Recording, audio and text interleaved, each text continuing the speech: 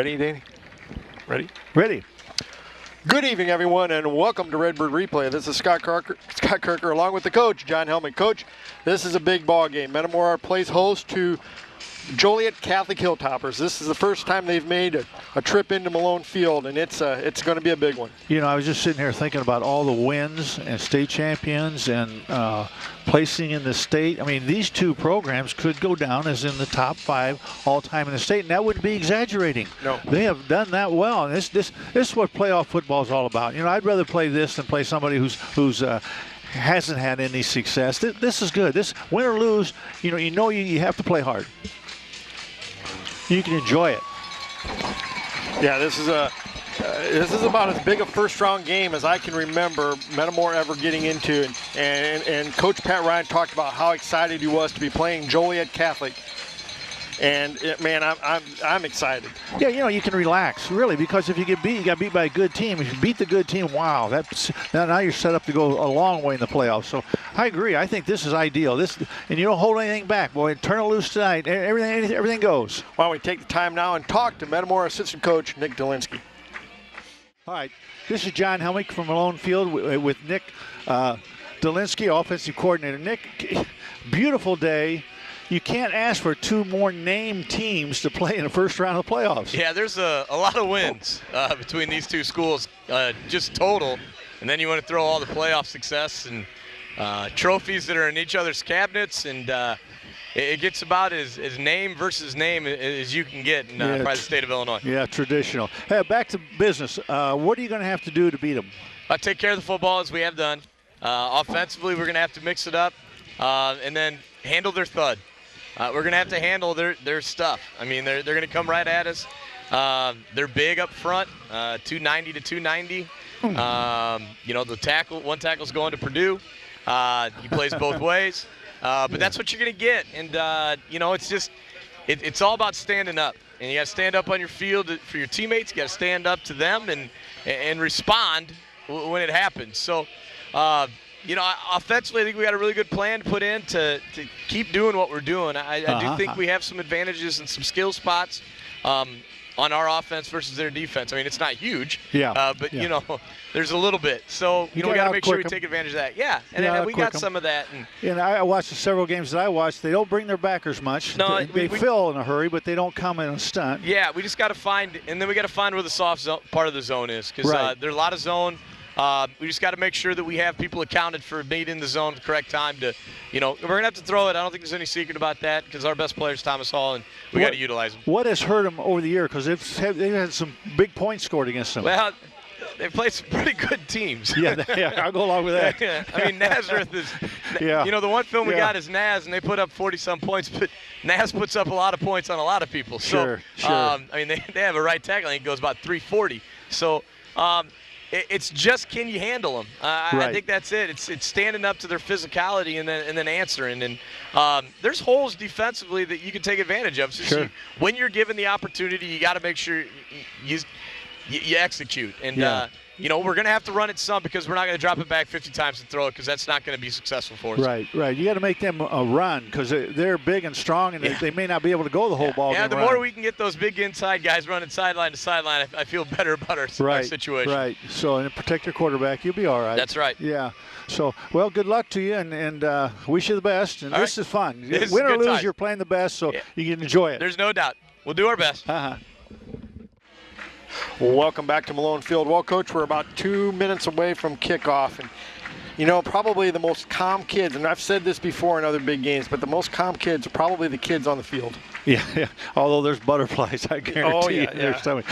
But, you know, you go down the field and get one good hit or get hit, and it's over. Then it's play football. And that's what you have to keep in mind. You can't let emotions rule the ball game because that only lasts for a quarter or part of a quarter. You got to play good, sound football, fundamental football, execute, and play the best football you played all year. Don't hold anything back. Don't go in the locker room saying, boy, I wish I would have. Do it. Turn it loose.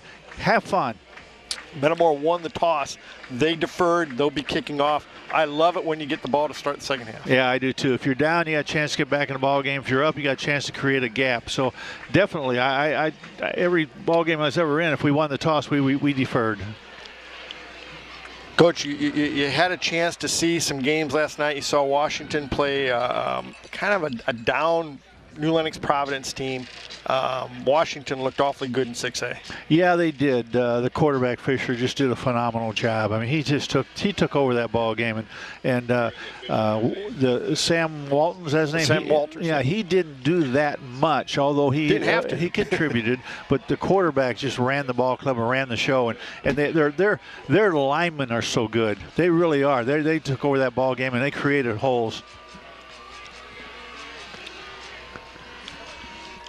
This will be interesting. 5-4, you wonder how good are they? Number 27, their star running back is back deep.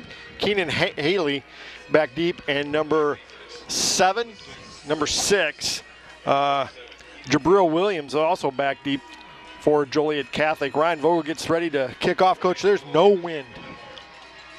That's unusual this time of year. Last Saturday, this would have been like a if you hurricane. Want to throw the ball, this is perfect. It's a beautiful night, Coach. There's hardly any clouds. There's some coming in from the west, but right now, right above us, there are no clouds. It's a beautiful, beautiful evening. Yeah, and a great 2 teams to play. This is playoff football.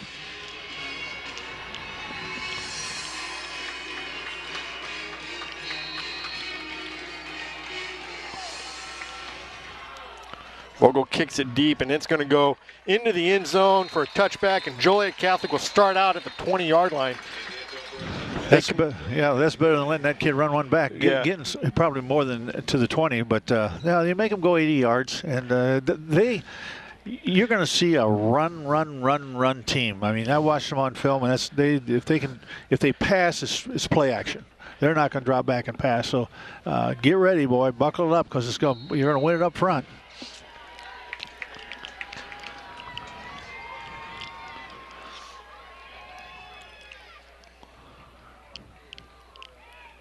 And it's a handoff to the fullback, and he didn't get back to the line of scrimmage. Number 32, Nick Antoni. That's unusual. That surprised me. I don't think their football carried 5 times in the game that I watched. Ian Antoni, I guess is how you pronounce his last name. A 6'2", 215-pound senior. We've seen 6'2", 215 pounds Jairus Zawinski back in the day. Yeah. He was a load, so they lose a yard on that first down play. There's their bread and butter play right there. Lead off tackle. Get used to seeing that one. You're going to see it all night. That's the one you got to stop. Brings up a 3rd and short. He picked up almost 10 yards on that. It's going to be just short of a first down. Brings up a 3rd and about a yard for the Hilltoppers. They'll be hard to stop for a yard or so, I would think, with the size of their linemen. There it is again. Oh, great penetration. Yeah, that's Joe Birch that knocked him back, and then a whole bunch of players. Yeah, that was a great play by Metamora. Joe Birch is the one that stopped it, and then he got a lot of help from Dathan Reynolds and among a bunch of other guys. Great job. The key was it was stopped up inside, so he had to bounce it outside. When he bounced it outside, he had to give up yardage, and when he did, they got to him.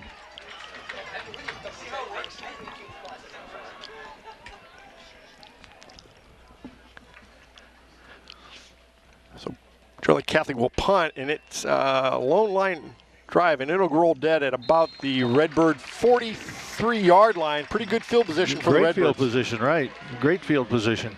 I noticed on film, too, that their ends tend to get upfield so far that you can run inside of them. You can kick them out and get up inside. And I think that would be a key, because a lot of our best plays are up inside that end. The Redbird offense will come on for their first possession of the evening.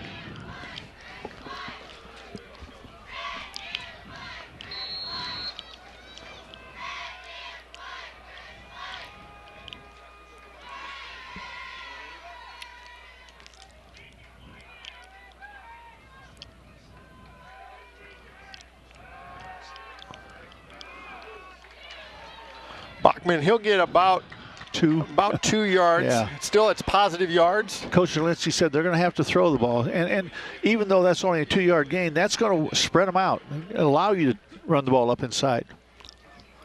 Brings up a 2nd and about 8 for the Redbirds.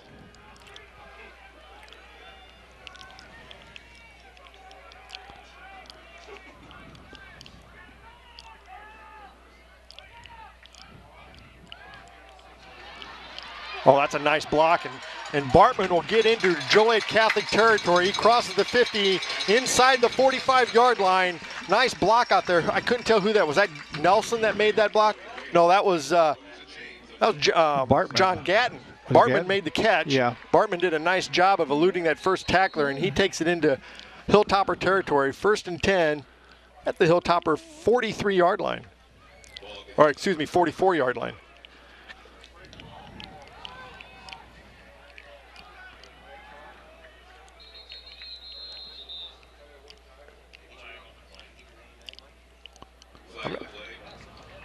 That's against Joliet Catholic. They must have lined up offsides.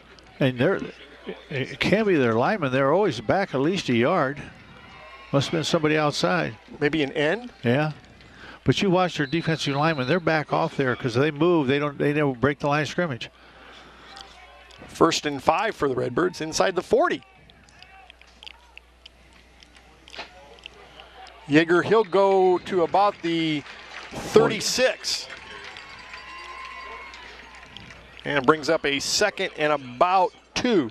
This is a good time to take a shot downfield, and then you always got 2 downs to come back and get the first. Good point, good point.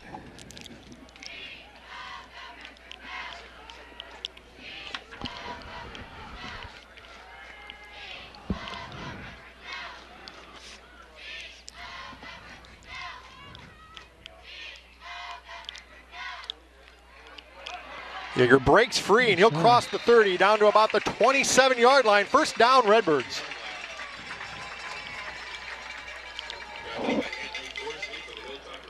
Actually, they're going to count it on right about the 29-yard line. 1st down, Metamora.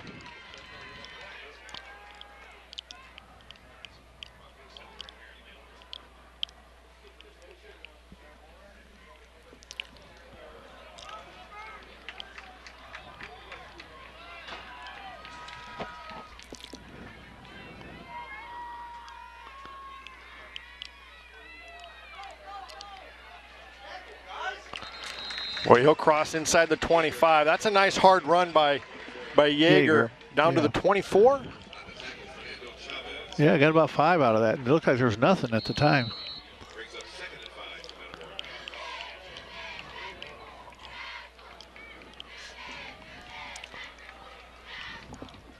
He's up a 2nd and 5 for Metamora.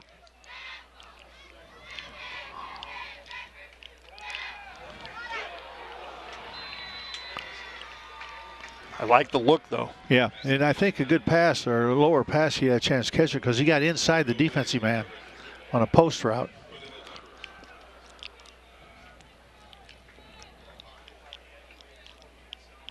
He's got to get the passes down a little bit amped up probably. Right, oh yeah. I imagine he threw that a little bit harder than he normally throws. Brings up a 3rd and 5 from the Joliet 24-yard line.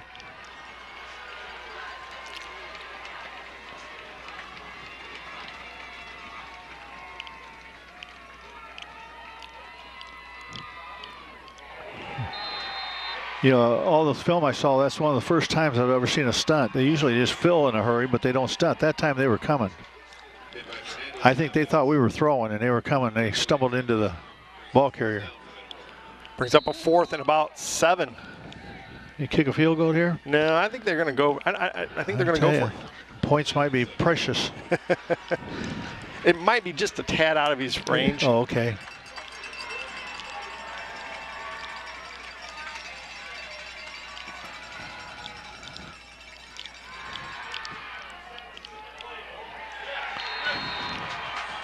Joliet will. They read that well. Yeah, they did.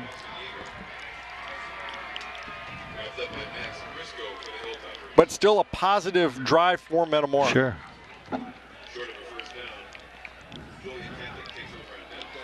Joliet will get it on the Joliet 24-yard line.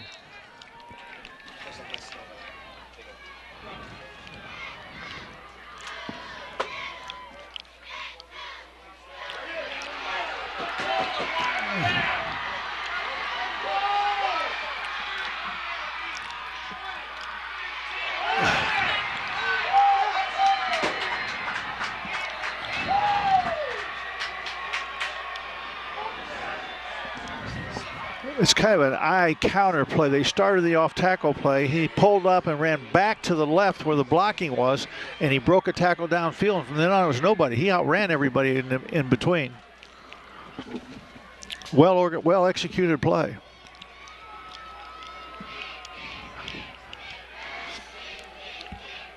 Well, get used to seeing him because he's going to carry the ball probably about 75% of the time. So it'll be 1st and 10 from about the 1 yard line. Oh, he didn't get in? No, he stepped out of bounds. Wow, I thought he got in.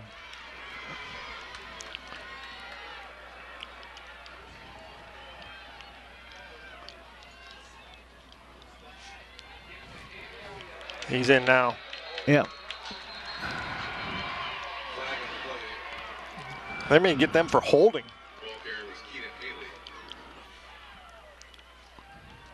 Holding. Yes, that's going to back him back 10 yards. Huh.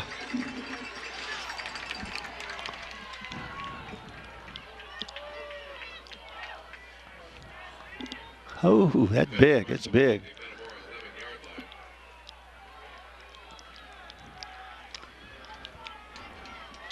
So that brings it out to the 11-yard line. 1st and goal from the 11.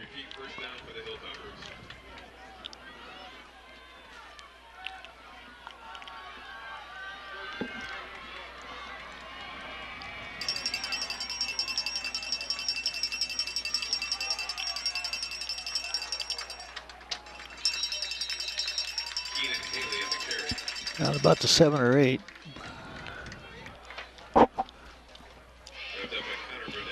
Eight.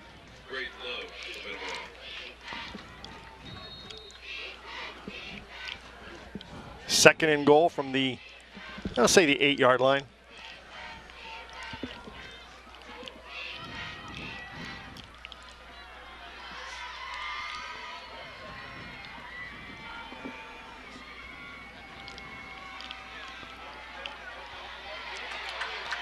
Yeah. Oh, nice job. Austin Zoller stayed home and made a nice play, and that'll move him out past the 10, down to about the 12. That was a bootleg play by the quarterback, and he didn't fool the defensive end. He stayed right there. And the running back slipped, too, so that kind of threw everything off. Brings up a 3rd and goal from the 12. A couple big downs for the Metamora defense. Now look for play action pass. They like to throw that tight end on the right down toward the middle of the field.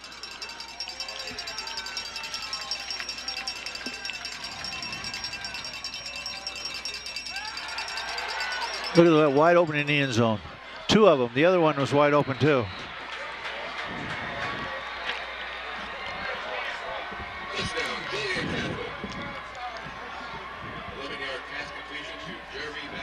Both receivers were there. Nobody near them.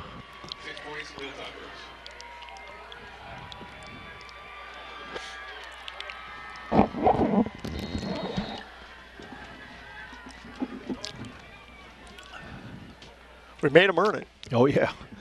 But they did. They got it. Yeah, that's big for them. They made a nice play. It's all right. We got to come back and answer. I don't think this ball game's going to end 7-0. No. So the Hilltoppers grabbed the early lead, 7-zip. It looked like it. Up until then, it was headed the other way. It looked like we had the momentum and field position, and all of a sudden the kid breaks one. How far was the long run? It was about a 24 down to the 1. Yeah. A long way.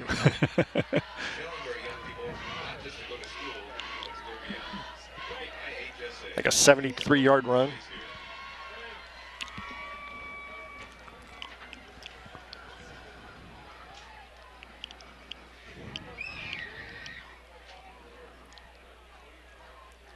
$75-yard run.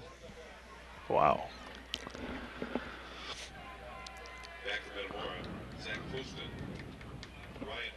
Vogel and Poston back deep for Metamora.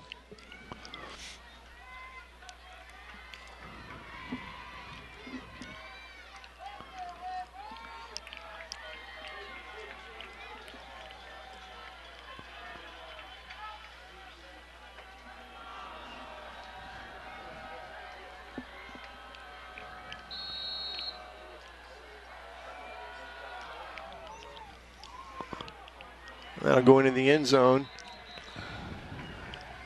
And they'll bring it out to the 20-yard line.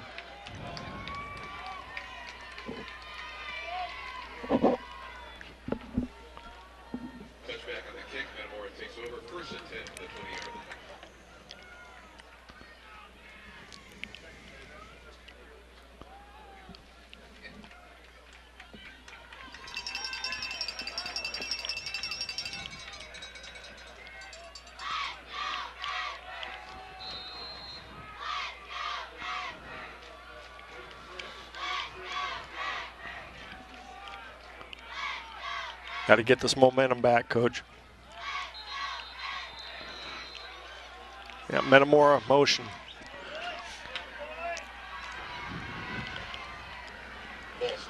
.5:09 to go in the first quarter. Redbirds trail 7-0. 5-yard penalty, repeat, first down, first and 15.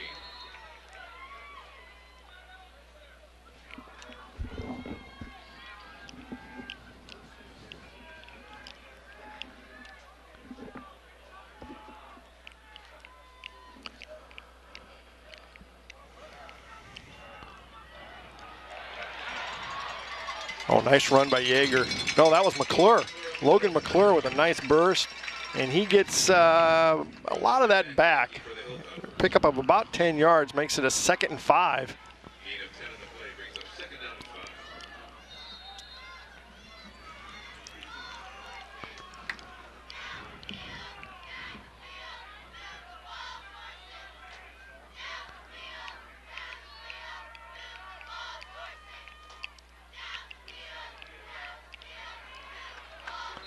That's going to make it a 3rd and short. That's McClure again.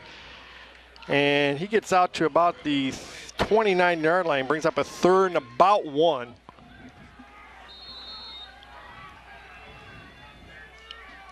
Third down and 1 for Metamora.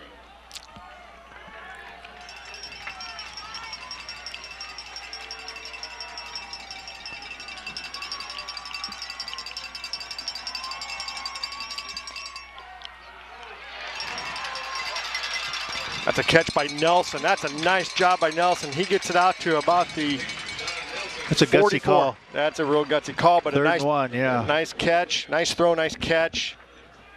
Ball at the 44-yard line of Metamora. Moves the chains of Metamora. First down.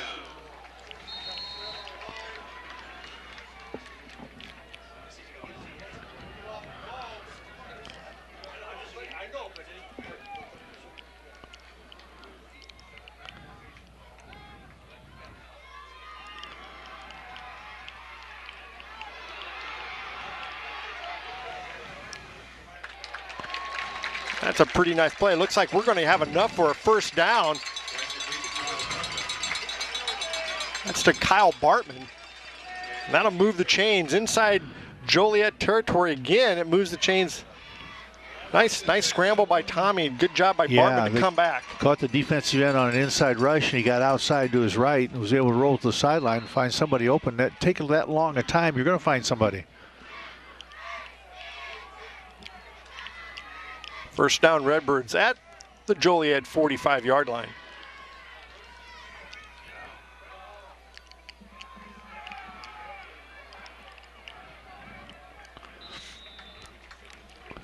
Logan McClure, the ball carrier. And they're pushing the pile. It's a pickup of about 2 yards. Dave Mono. Max Briscoe get on the tackle. 2nd and about 8 yards. I think we can still throw it if we want to. They're not bringing that extra man. If they brought the extra backer, then I'd say we'd have to think about running the ball more. But as long as they're backing off, I think we can throw it.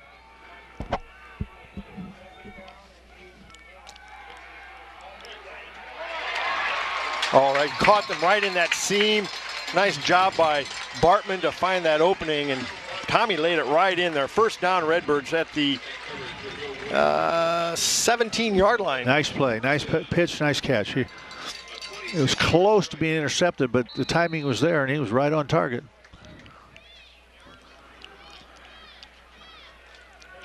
I think Joliet's going to have to make some adjustments to try to get to the passer, or at least hurry the passer. Here comes the backer.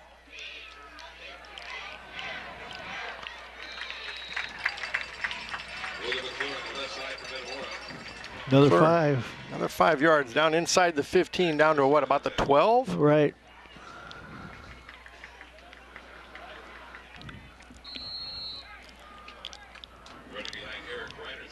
Reinerson and Birch out front. That was nice. Yeah. They happened to run it right at the backer who was blitzing inside, so that even gave him another yard or 2.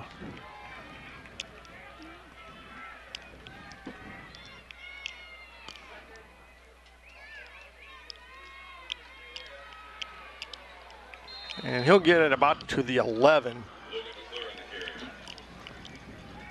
It's shoestring tackles. Yep, the one was left, and he got the tackle. Makes it a 3rd and about 4.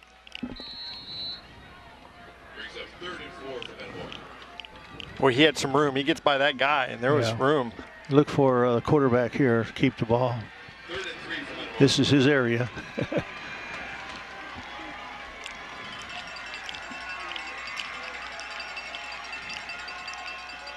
Oh, and we just moved. Oh, boy.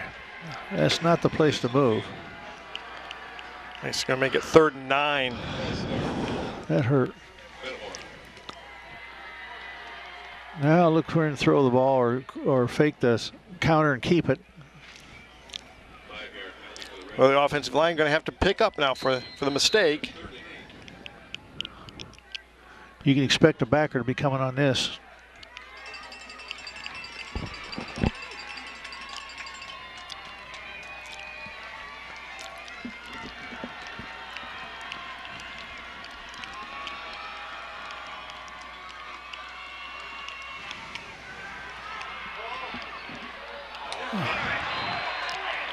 No, there was no defense. There was no interference. It was a good play. You know what forced the play early was the outside backer coming on that side. So they're going to make adjustments. They're going to start bringing backers here and there. Would you take the 3 here? I don't think so. Okay. I think you've got to get points.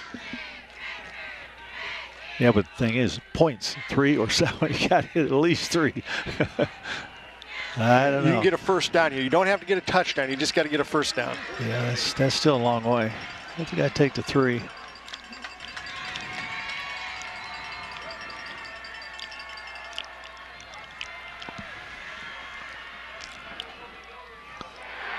Oh, he had a guy in the flats. Yeah, wide open standing there.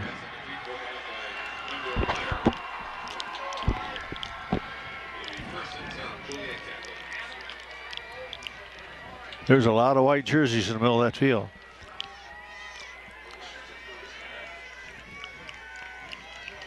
Yeah, Kyle Bartman was wide open.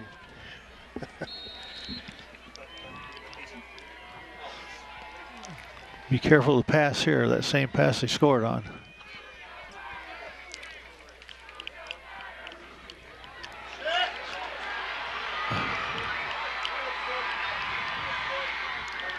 They found something over there, didn't they? That's the same play, same hole inside the end.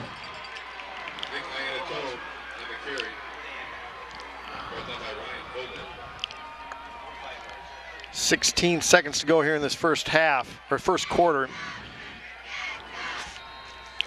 Coach Gross out that play, and he comes back in now. That's his area.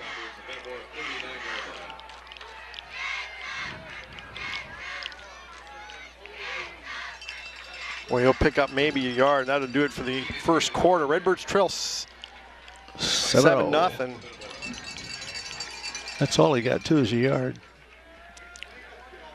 Went to the well once too often.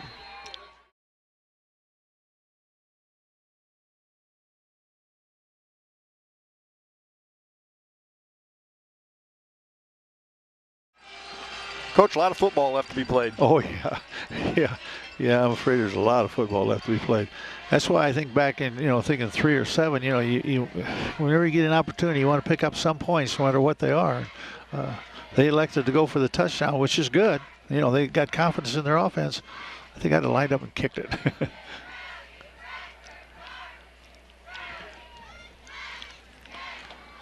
Joliet's making some nice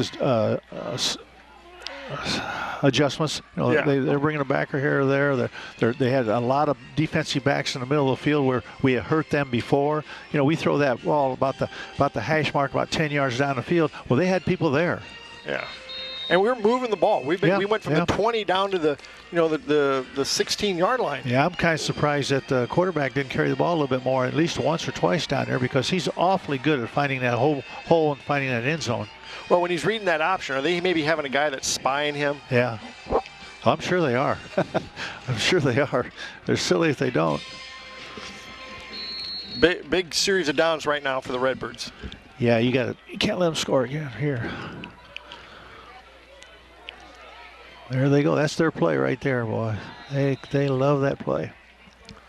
Keenan Haley, the ball carrier. Brings up a 3rd and about 3. Right, long 3. Well, they be careful they don't fake that and throw it. 3rd down and 4 for the Hilltoppers.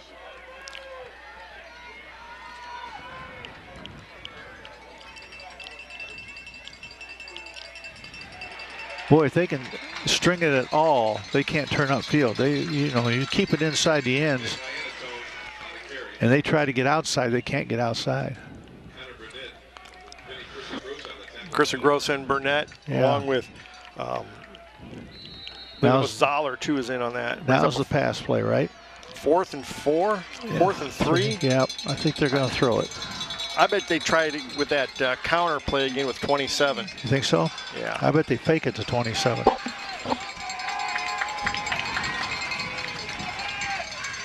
Oh, good call. Oh. And the Redbirds hold. Yes, sir. Good pass D. Everybody was covered. Everybody was covered. So Metamora will take over on their own 31-yard line, almost the 32. Lots of time, lots of football left. We're down 7-0. Metamora just needs to put together another nice drive and cash in. We've been deep into their territory twice now and haven't come away with any points yet.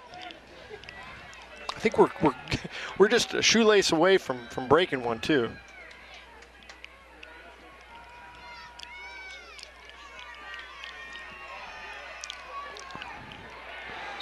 Nothing there.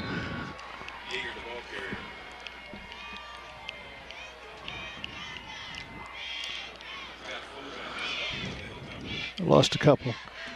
3 maybe, 2, 2.5.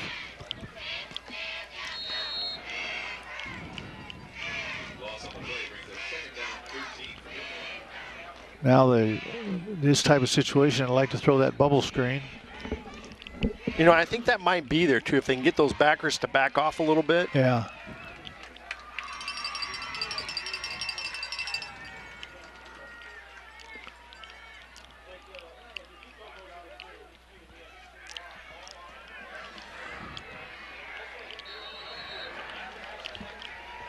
They saw that coming, didn't they? Yeah, they I think the motion brought the defense to him. Makes a 3rd and about 15.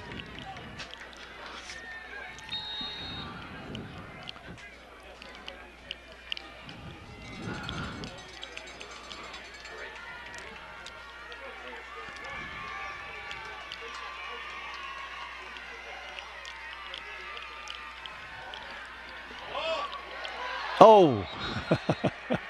Whew, well, I'm not really sure who he was throwing the ball to. Yeah. Wow.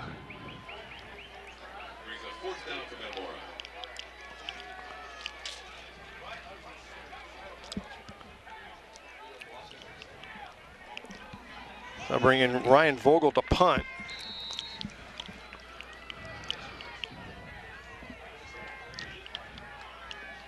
They've only got one guy deep.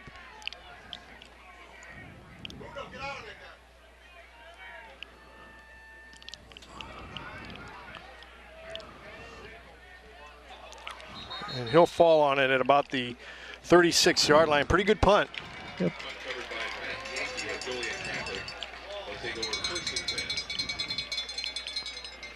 Redbird defense will come back onto the field. Got to prevent that big run they've had a couple times. You know, yeah. that's got us in the hole twice now.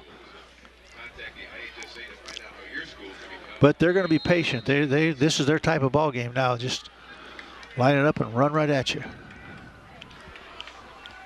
9:36 to go, first half. Ooh. Pickup of about 4 yards.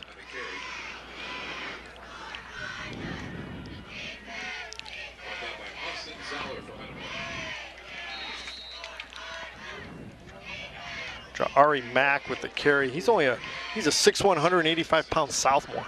Wow. He's got some years left, doesn't he? Yeah. Pickup of about 4 yards. They're taking their time. They only got 6 seconds left on the clock.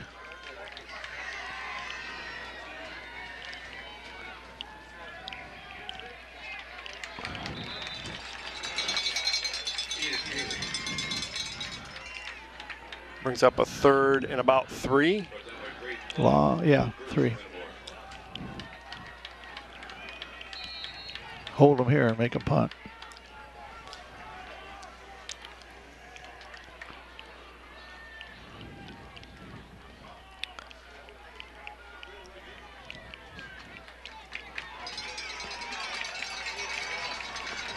Big down for the Redbird defense.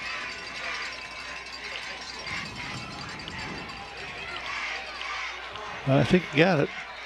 Yeah, we had him in the backfield. Yeah. Pretty good ball carrier. Pretty shifty.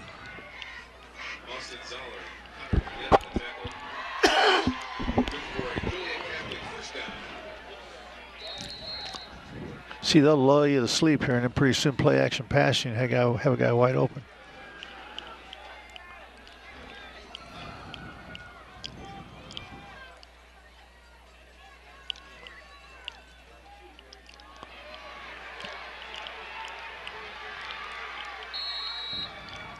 See, you can't let that happen.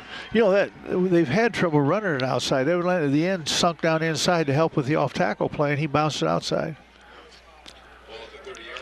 You know, you get running inside so much on your end, he thinks, oh, I've got to close that down and take that on. About that time, they pop it outside.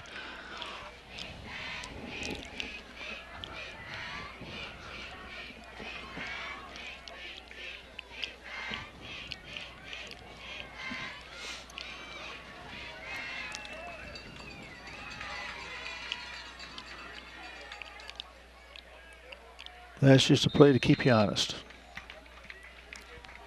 Pickup of what, about 3? Yep.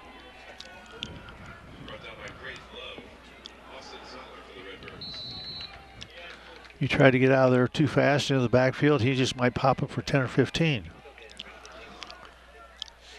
Second down and 7 coming up for Joliet Catholic.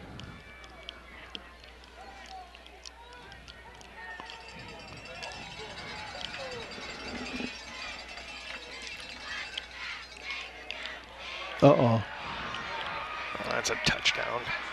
Touchdown. Touchdown Joliet Catholic. Number 32, Nick Heinatool on the carry.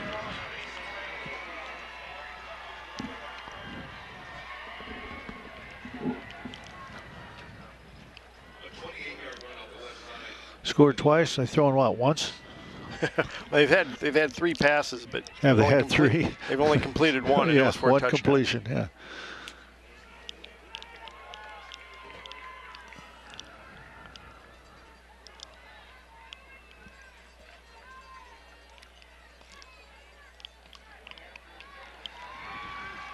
And that's good. Makes it 14-0 with 7:06 to go in the ball game, or in the first half, excuse me.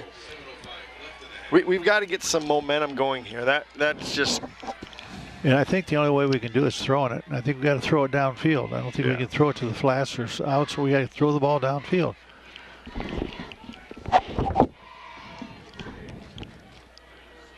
Let him scramble back there a little bit and run it if he has to, but. You know what this reminds me a little of? That Peoria Central game we played back about 4 or 5 years ago here on a Saturday afternoon. Yeah. They got out to a 14-0 lead, and we came storming back. And unfortunately, we did lose that game, but this is very similar to that. Yeah, a little wide receiver threw a double pass for a touchdown. Wonder who that was. Oh, yeah. Fairfield. From Metamora, yeah. Fairfield. Yeah. I know that name. Yeah.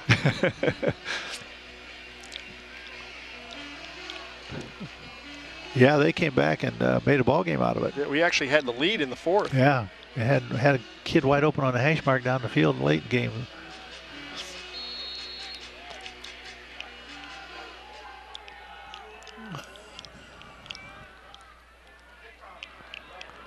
Well, you can't kick it any deeper and keep it out of the end zone, can you? Oh, don't stop. Don't stop. Ryan Vogel returns the ball to Metamora. Brought down by Thistle now. Still recording for Joliet Catholic. So they'll pin us pretty deep down to about the 17-yard line. 1st and 10 Redbirds. We got plenty of time this half to march down and score, but we've got to sustain those drives. We got to finish them. Right. We haven't been able to come up with that big play, have we? We haven't had the big play when we needed it deep in their territory.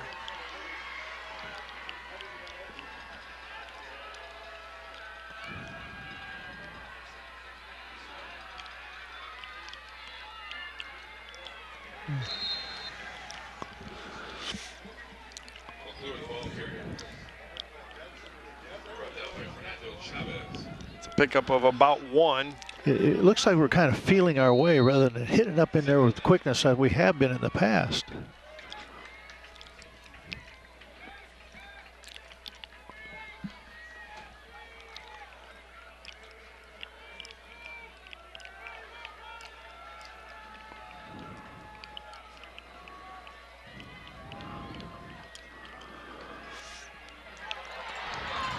Oh, there's a flag. Gosh dang it.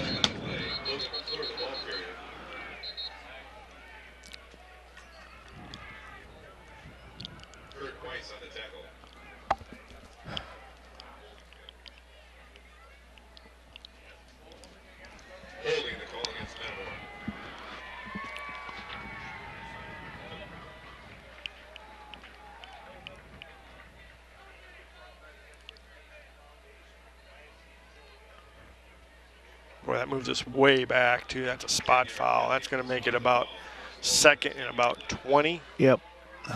19. 2nd and 17.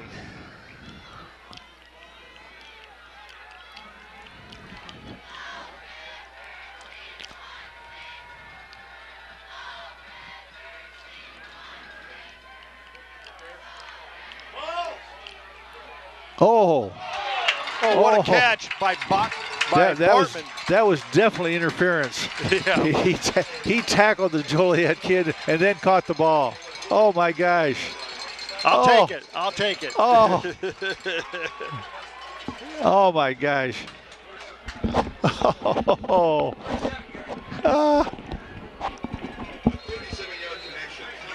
They're hot over there too. I don't blame them. Yeah.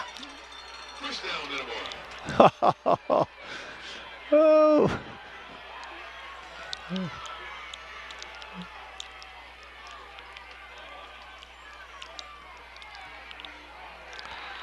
We can't keep doing that. That's they're just puts them in a hole, doesn't it? Yeah. Now we're behind the chains. Just might as well throw it. You got time and a half. Yeah, just over 5 minutes and 30 seconds to go here in the second quarter. Redbirds trail 14-0.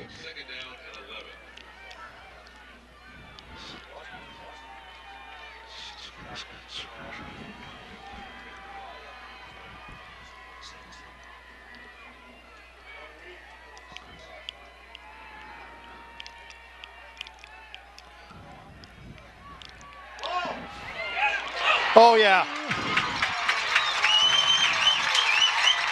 Wow. Jack Moore, wide open. They had 2 guys wide open. Yeah, how in the world could a defense play like that? I don't understand that at all. Well, Holy they thought cow. for sure it was going to be a give. They all came up on run support.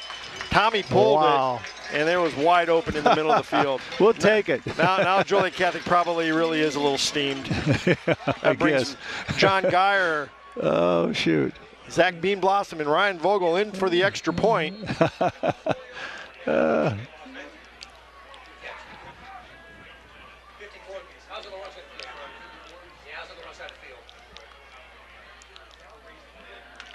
And that is good. And that makes it 14-7. That's just what we needed. That's right. Got a break. Take advantage. There's one back, and he wasn't near either one of those kids. We had 2 guys right there. They kind of caught it together. And it's a wonder they didn't interfere with each other.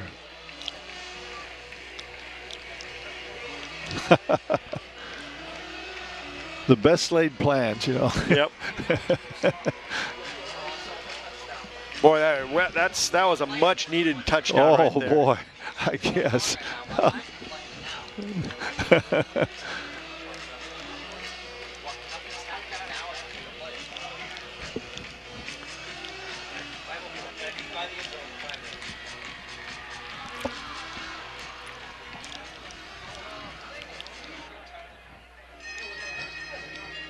So Vogel will get ready to kick off after the touchdown. 5 minutes left in the first half. Now the defense is going to have to step up again and give us a chance. You know, we've got some, we can get a stop.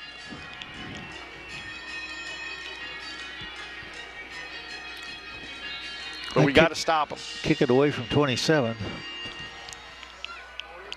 He did. Oh.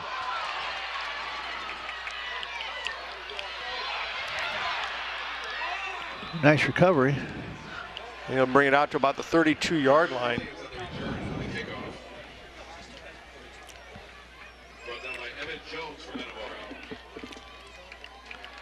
So Joliet Catholic will get it on about the 32-yard line.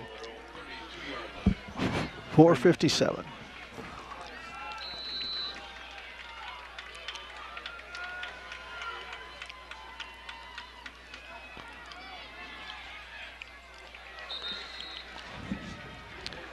I don't know if they've got enough time to run that offense without throwing it.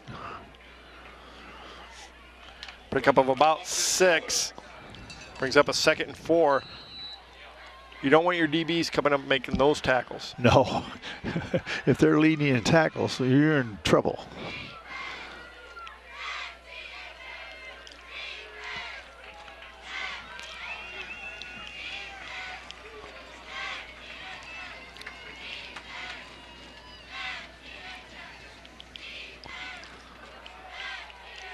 Oh, nice job by Joe Birch. Yeah, he's not going to get first down. He's going to be 2 yards short. Austin Yeager, Joe Birch, Austin Zoller combined in on that. They got to get a stop right here. We still have 2 timeouts, just under 4 minutes to go, first half. Redbirds trail 14-7.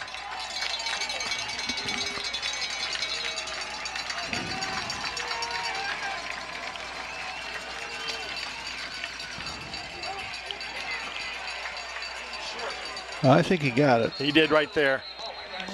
He did right there.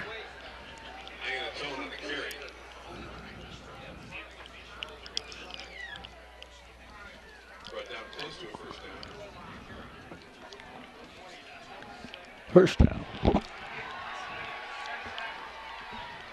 First and 10, Joliet Catholic.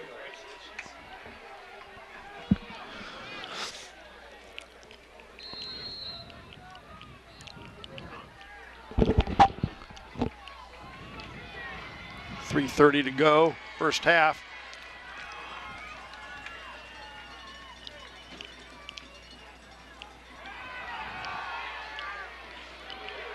Uh-oh.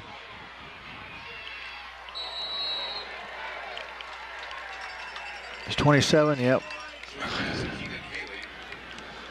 thought he was going to pin that guy inside and he'd get up the sideline.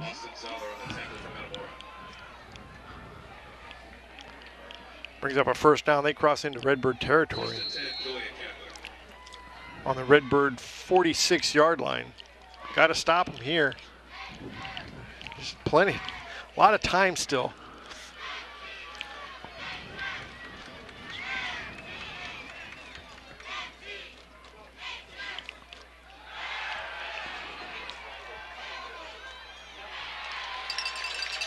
Caught it.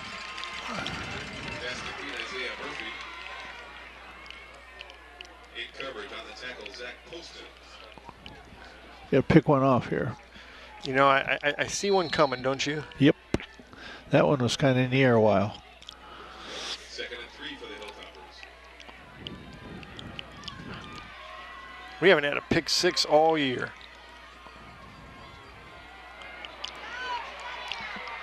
Oh boy, he was close to popping that.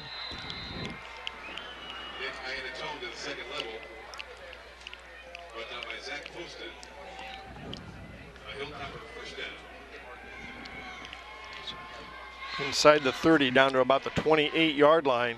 Redbird defense has to stiffen up. 2.5 minutes.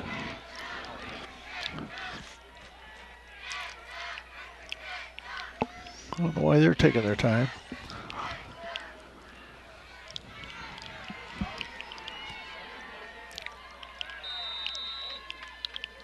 And they're going to take a timeout? Somebody is. Oh, Metamora is. Metamora will take a timeout. Timeout on the field. Timeout Metamora.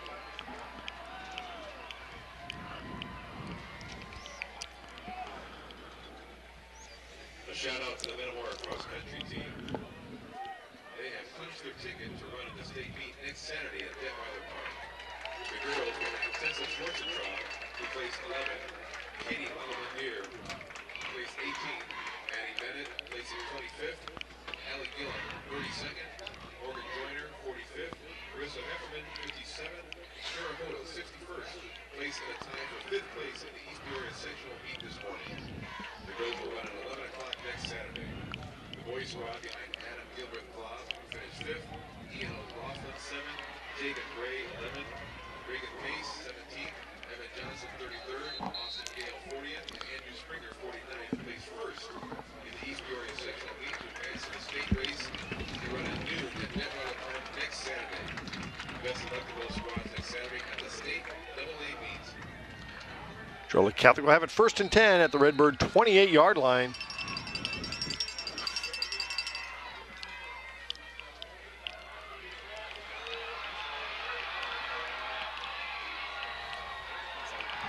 Touchdown. I mean, if we're going to tackle them high, you can't tackle those guys high. That's what's happening. A lot of He needs to reaching, a lot of arm tackles. They're too good, but he's too good a back for that.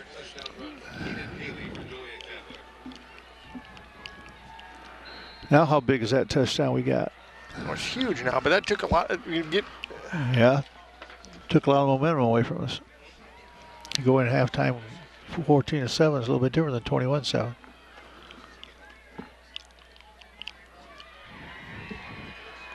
Makes it 21-7. We gotta answer. We've got to answer this. We made that look a little too easy for them. Yeah. Yeah. Poston and Vogel back deep for the Redbirds.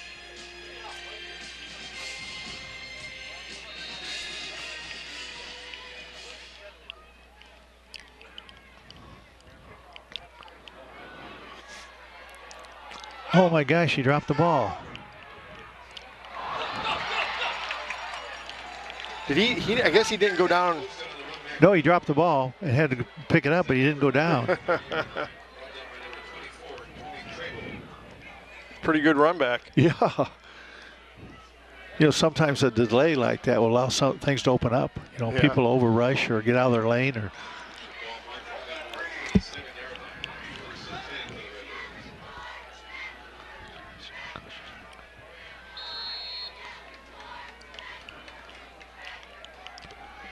.154. Plenty of time. Just don't get I think one we have 3 picked timeouts off. left. Get 2. 2? There's 21 on this side. Yeah, 2. 2. They called it. We called a timeout that last time on defense down here. And now we're going to have to take another timeout. Oh. There was only 5 seconds on the play clock. How does that happen? Kid went in the ball game late. Didn't have enough people on the field. And that's probably an illegal substitution.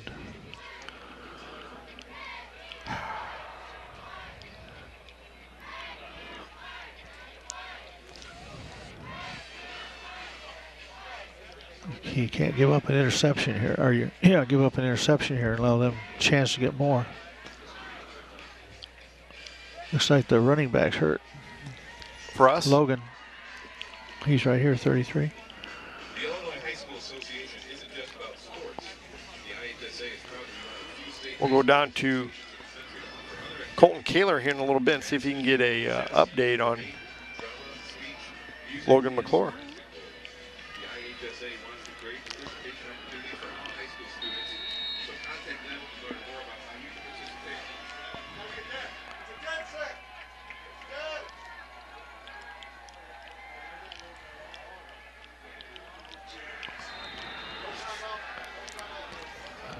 Yeah, they're looking at Logan's ankle, kind of pressing around on his ankle. He rolled it or what, but they're checking him out right now. Well, that's not good defensively. He's one of the linebackers.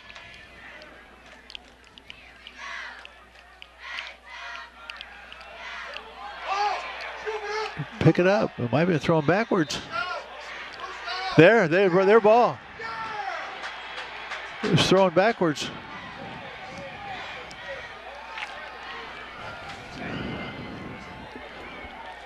Anytime the ball's out there, you got to get on it whether you catch it or not. That's just automatic.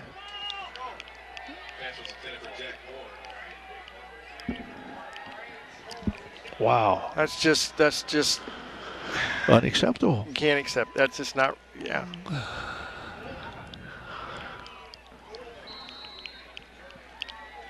Wow.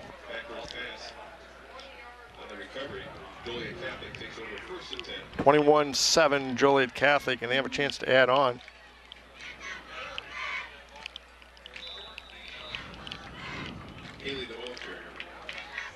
Pass there was not even close. Thomas was at least at the 17 or 18 and landed about the 20. Wow, huh? So yeah, everyone down here on the side, not even close. Well, we get a bad call, they get a bad call.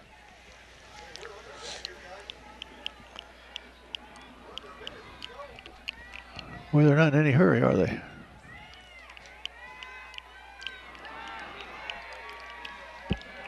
But throw them backwards.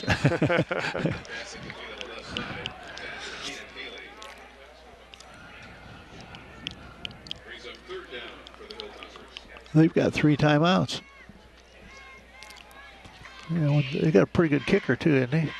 Yeah, I don't know. I don't know if he's a field goal kicker or just a point after. He is all time in the world on extra points. Those big old horses up front don't allow anybody inside. He could have had lunch and kicked it. Got to hold him here, Coach. Yep. Got to hold him here. Yep. Wow. And there's a hold. There's a hold. Still, that's just horrible, horrible tackling. Wow. In the end zone, Nick Iannatone.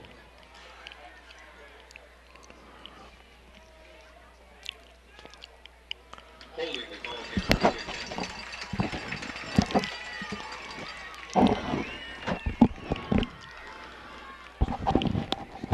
Well, that kind of took him out of field goal too, didn't it? Well, it could. It'd be third. 42-yarder or so. Yeah, you know, more than that. 32, 42. Yeah. Well, they got third down. They can third and about 17. They can throw 2 of them in the end zone if they want to.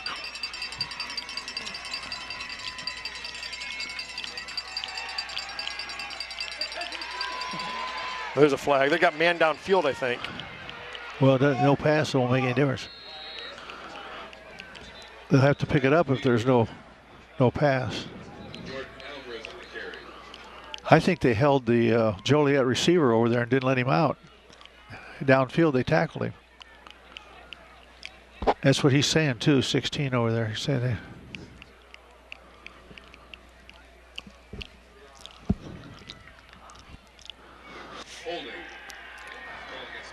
You could tell that they slowed him up and didn't let him run his pattern. So now Metamora's going to have to.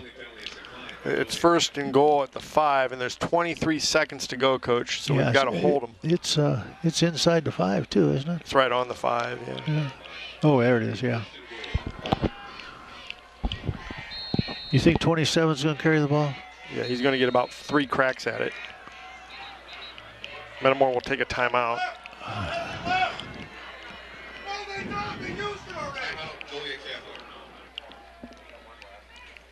There's.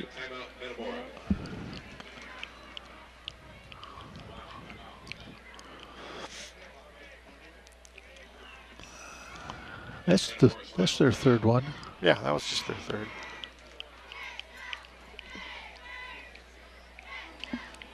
Coach, we can't let them score here. You're right. It puts you in a big hole. You know, we were fortunate to get the one score we got. And if we're in a position where we have to throw the ball, we're not as good as we can also run it and throw it. But we're going to get down here where we're going to have to just throw it. They're going to start bringing those backers, and there's going to be an interception or two. You watch.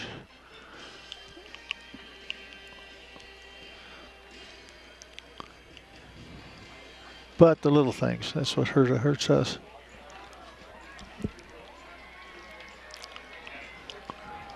It would be big here if we could stop this touchdown, stop it from scoring. Great if we could get a turnover. Oh, even better. But if we can come out here with just 3, we're okay.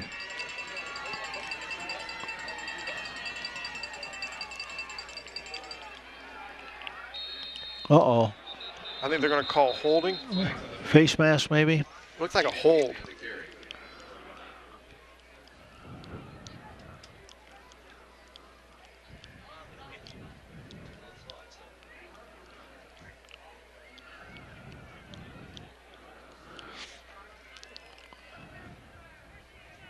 Face mask. Oh, jeez. Yeah, when they throw it that quickly like that, the kid going down, that's usually what it is. Man, we just keep shooting ourselves in the foot, don't we? Yep, right. We're down now inside the 1. 19 seconds. They can run 2 runs here. The thing of it is put you down 3 scores, and you know the way they run the football. Eat up the clock. They're going to eat up the clock. You're right. Exactly. And that's if they can get up 2 or 3 touchdowns, game's over, because they'll just come at you. Halftime, we'll talk to Gene Jones, who boys today won a sectional. Good.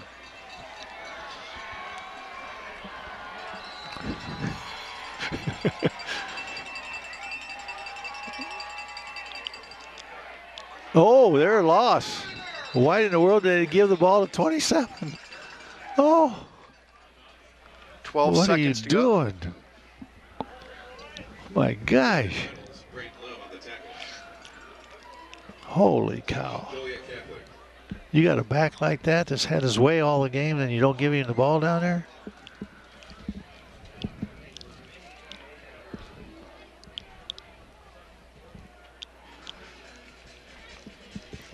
Oh, man. I'd tell him thank you. Well, they probably thought they'd catch us off guard a little bit. You know, I learned a long time ago when I was coaching at Woodruff that in a situation like that, you give the ball to your best back. And then you have no qualms in the future. We gave it our best shot. We had our best back carrying the ball. And, you know, he didn't score. Because I lost the ball game that way.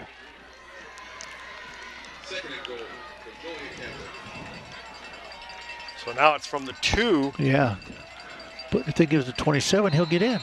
He'll find a way.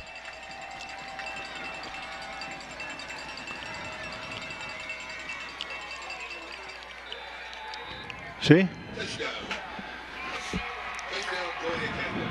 Keaton Haley on the carry for 2 yards out. 6 points, Hilltoppers.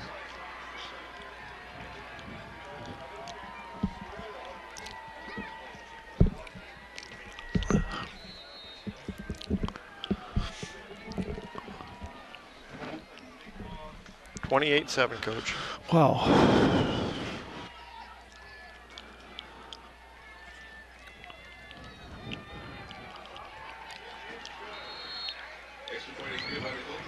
I sure wouldn't kick this off deep if I were the Hilltoppers.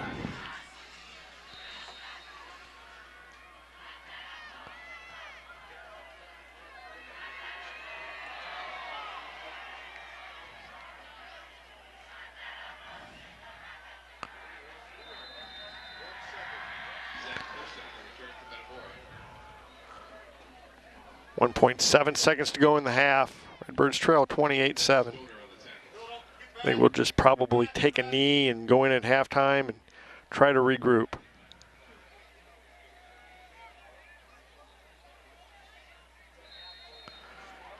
That'll do it for the first half. Redbirds take a 28-7 deficit into the halftime locker room. We'll be back in just a few minutes with the first half stats in the second half.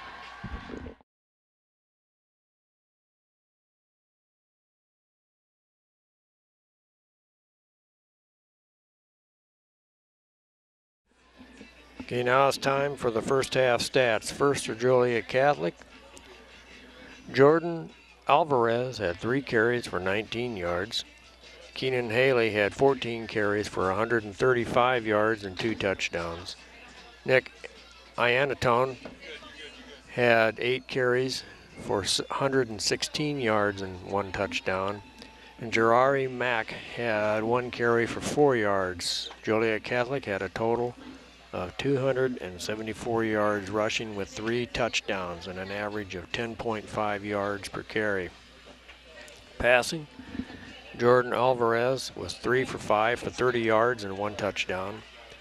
Receiving, Isaiah Murphy had 1 reception for 7 yards, and Gerari Mack had 1 reception for 11 yards and a touchdown, and Keenan Haley had 1 reception for 12 yards.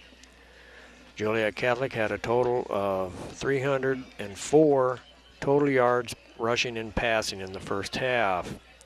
Tony Treybold had 4 PATs.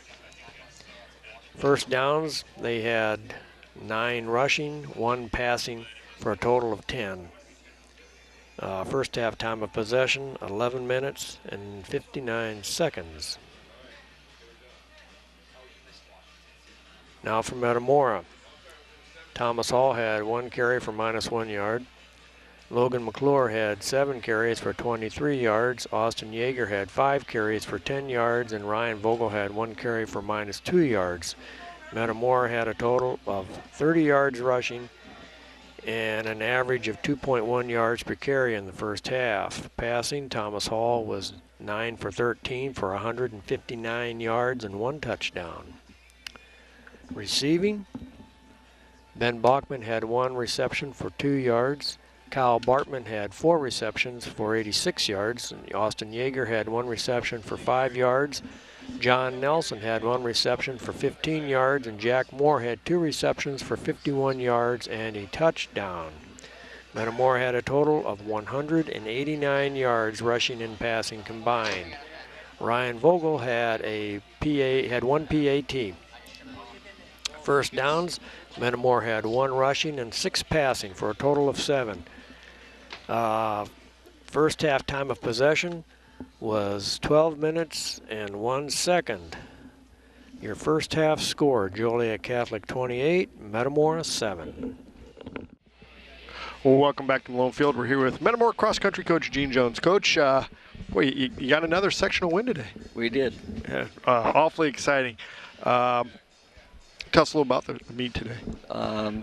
Going into the meet, we had beaten Bloomington last week in the regional meet, and I was sort of hoping that we'd just get close to Bloomington and then beat them on sectional day. So we got ahead of ourselves, and then we had to just continue it on with the sectional. So the boys ran well. We beat them by 11 points, and so it was good. Good. So the boys win the sectional. Girls get 5th. They advance too. Yeah, they tied for 5th, and in IHSA rules, if you tie at that last spot, then both teams advance to the state meet. So we tied with Dunlap with 131 points, so girls and boys will be running next Saturday. How many times have you had both the girls and boys? You know, I didn't look that up, but I think it's around 4 or 5 times. Wow, that's awfully good. The girls next week. What are their chances to finish? They are going to have to. Well, there's just a great number of good 2A girls schools, so. And there's 2 classes, right? Yeah, we're 2A. Well, there's 3A, three classes. All right. So they'll have to run very, very well. But, our objective is going to be try to beat some of the teams that have beaten us in the year here. So we're going after it. So the boys? The boys, we look like there are 7 teams. Coaches have looked at what happened in the regional and what's happened up to this year. So there's 7 teams. There's 2 up north that we think, Canelan and Dixon, 2 down south, Glenwood, Chatham, and Springfield, and then the 3 from our sectional, Washington, Bloomington, and us. And we think, though, out of those 7, there's going to be the top 3 teams. Your top finishers today in both the girls and boys? Top finishers, girls, was Tessa Schwarzentraub. She finished 11th. They medaled the top 10, so she was out about 4 or 5 seconds. Ooh. Our top one in the guys was Adam Gilbreth Glob, and he was 5th. Ooh. Ian O'Loughlin was 7th, and our 3rd man was Jacob Gray. He was 11th, and he was 0.01 from the 10th place. Oh, wow. That's pretty good. That's amazing. So you're going into, next year will be what, your 50th year? Next year will be 50th year. Wow, yeah. Wow. Yeah. I'm going to get it right one of these years. How many runners do you think you've taken to state? I've got that actually it's in a little history on the web. You can get on MTHS, go to athletic teams and get on, and you can see pretty much what we've done, and history-wise, and all the teams and so forth. Team-wise, this girls' team will be, I think, the 15th team to run in the state meet. Oh, man. And the boys' team will be the 14th team. That's amazing, isn't it? Yeah, it's fun going. How many years did it have, or did you guys run? Was there just one class? Just one. I want to say it was up into the 80s that we went to a 2-class system, and then it was 2000 here, something or other, that we went to 3-class system. Man, that's amazing. I remember there was a couple years ago. I'm not sure exactly how many years ago. I think you guys finished 5th in state. Was that when it was still? That was the girls. The girls. That was 2A. Okay. Wasn't there one year in there where you finished pretty high up and there was just one class? No. That goes back to, I want to say early 80s maybe, and we might have been in the teens when there was only one class of system, but that was with the big Yorks and big boys. And I remember going over to Detweiler, and it's one of the neatest things in all of sports to watch the runners, and then the fans go from one side to the other side and then back to the other side. Yeah. It is a really cool thing. I was over there one Saturday back in I think probably late 80s when Mark Shire won state. 87. One state, yes. And that was pretty cool. That was. Have you had any other state champions? Nope. Mark's been the only state champion. We've had several all-staters, and the Weigel boys, there were several of those that was in the single digits placing. I think John was 3rd one year. And then we've had some girls. The Parker girls were also. McCoy too, didn't she? McCoy, she was 3rd one year. Yep. So we've had some good runners. Yeah, I've been blessed. and we've talked about it before. The consistency over all these years has just been amazing. Always finishing in the top half of the conference. Yep. Didn't you have a run in there somewhere, I believe, where you had 10 conference titles in a row? Yep. That was pretty amazing. We did. It had to be a lot of fun. We had 5 going this year for the boys, and then we got beat by Washington by 3 points. So. Oh, man. Yeah, so we have to start all over now. But it's fine. How many more years you got? I don't know.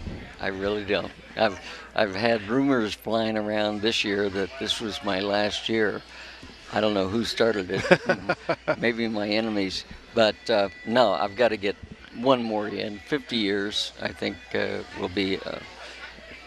I'm looking at it as a. Is that when you get fully vested in your retirement? Yeah, and then I'll find out. I always said that if I felt I was not being able to give the kids what they needed, then I'll back out. Well, when you go to state, you're still given something. Something to offer there when you're still you know, you've been able to do that for this many years and be that good at it. Probably no rush to get you out the door. I'm not ready. Yeah, that's a good thing. Yeah, that's a good thing. Well, Coach, thanks so much. Congratulations and good luck at state. Thank you much. Appreciate it. Welcome back to Malone Field. Redbirds took the 28-7 deficit into the halftime locker room, Coach. I'm sure there was a lot of things to go over. Yeah, you know, and you got to remind them, too, how well they did against Washington after the half when they were down. So they have that capability, so you're not lying to them if you tell them they do, because they do have.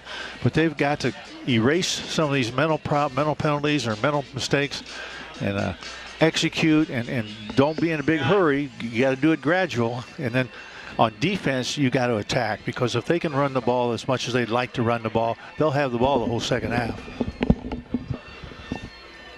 Their running game's impressive. They just keep coming at you, and if there's a little break or through, they have the ability to break it and go all the way.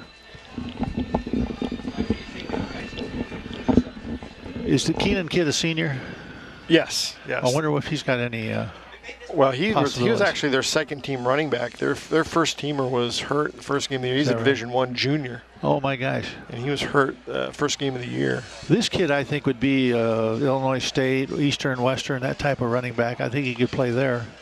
Yeah, he's awfully elusive. Yeah, and you know, he doesn't have breakaway speed, but he's got enough. He seems to be a tough kid too. I mean, yeah, you're right. He can break tackles and get in the end zone. And he's got the ability to find the hole. You know, that's important. Sometimes you got straight ahead runners who can't vary right or left to get in there, but he can. When he's on the goal line, he's going to find a way to get it in. Yeah.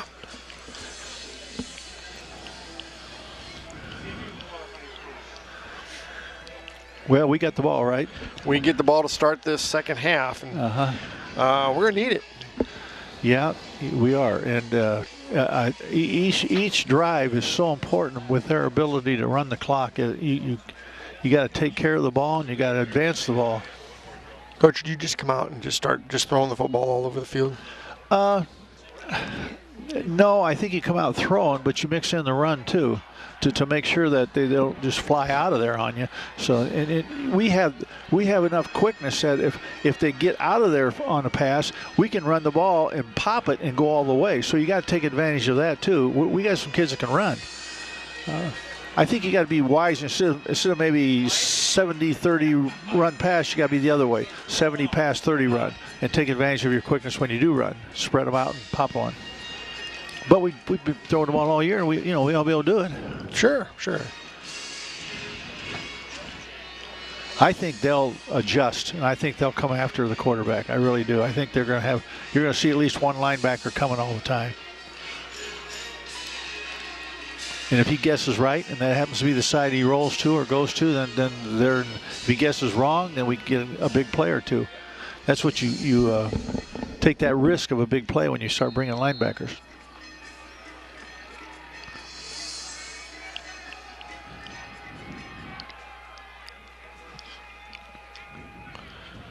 We Vogel at about the 8-yard line. Actually, that's Jack Moore. He gets out to about the 31-yard line. Yeah. Looked taller than Vogel, didn't he? Yeah.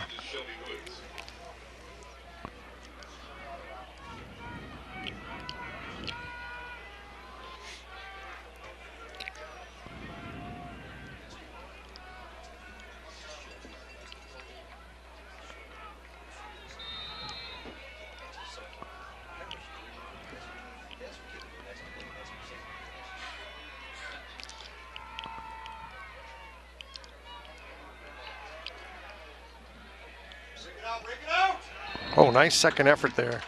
Picked up another 2 or 3 yards there. He rarely has a loss. He always seems to be going forward. His body's going forward. That's a pickup of about 7 yards.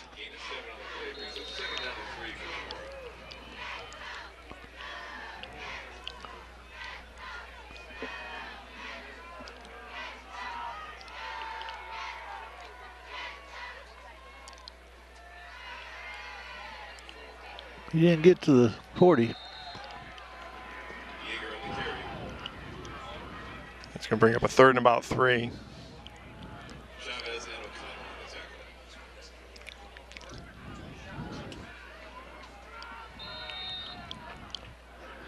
I know Pat, he's in 4-down territory right here. Yeah, I think he is. He knows he turns it over. There's another 6-minute shot.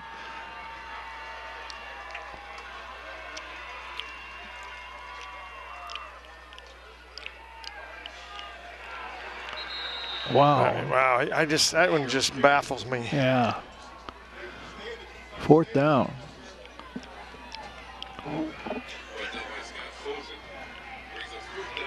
You got to go, Coach. Yeah, I think so too. It's 4th and 2. This is where your quarterback, who hasn't done it the whole ball game, has got to keep that ball on the fake. And if we find out if we're scouted or not.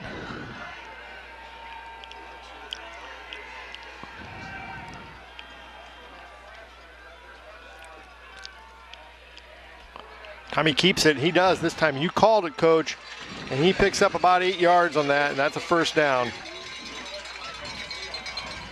On the tackle, Mundo Meyer for the Hilltoppers. Metamora, first down. Just under 10 to go here in the third.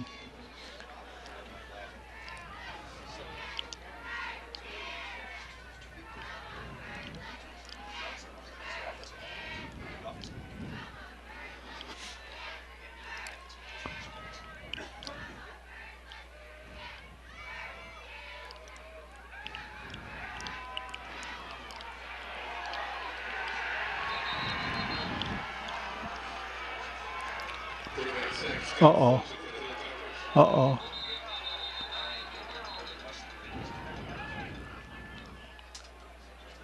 You got a leg injury. Oh, man.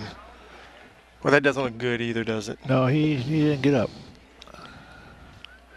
He didn't even try to get up. And bring on Vinny Crisagrosa.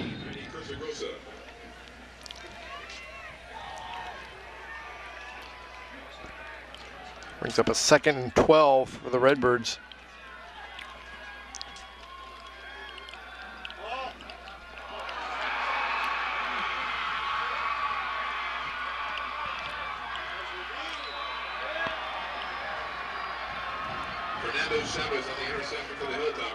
That's tough. That's tough on the kid. Brought down by Luke Vogel from Metamora.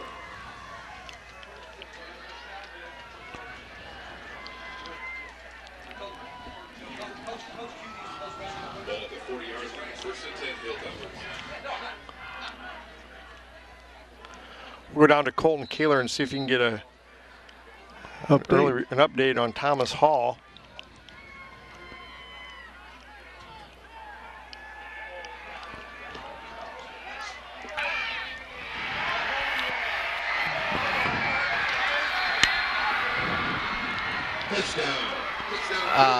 It doesn't look to be any better. They're wrapping his knee up right now. He's in a world of pain right now, so.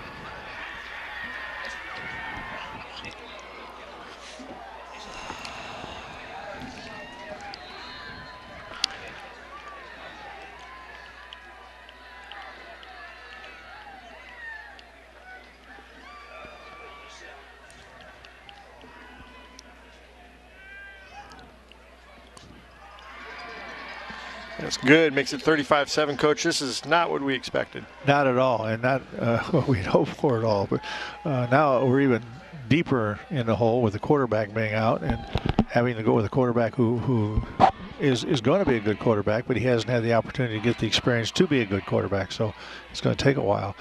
And they're up and we're down. So it's hard telling how many points are going to be scored now.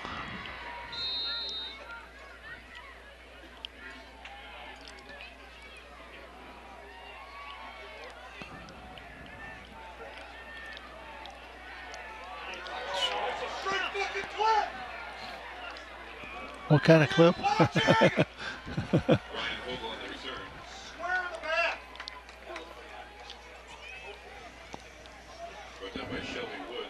Getting a little excited over here in the other booth.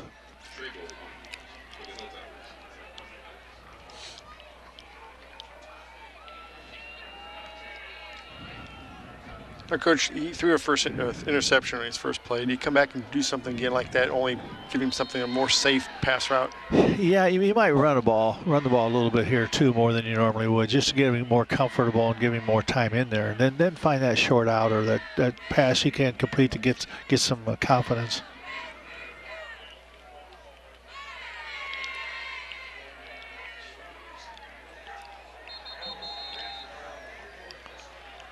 Yeager, the ball carrier. It's not much fun in there right now. No, not at all. 8:20 to go, third quarter. Redbirds trail 35-7. You know, even that time on the read, both of them, the quarterback was hit and the running back was hit. So what do you do now? They're just coming right now. They're just laying their ears back and coming.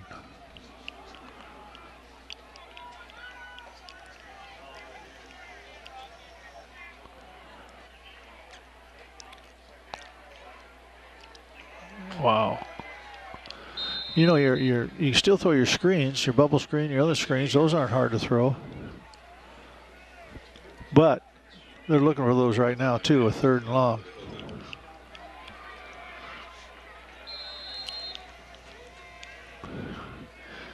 Obviously, with Vinny's height, you got to get him outside to throw the ball.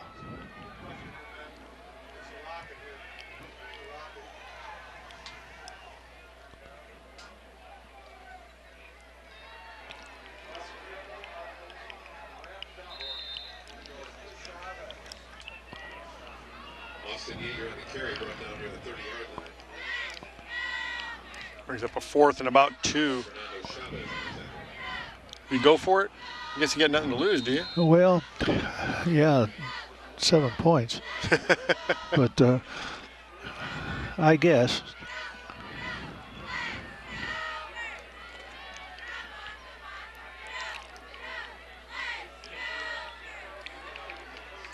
He got it. Now that's his strength, carrying a football, so you might look at things that are going to allow him to run the ball a little bit. Although, but your clock's running. Yeah, you can't, spend 2 minutes trying to get a first down. Right. You want your play action passes that'll get him outside, I think.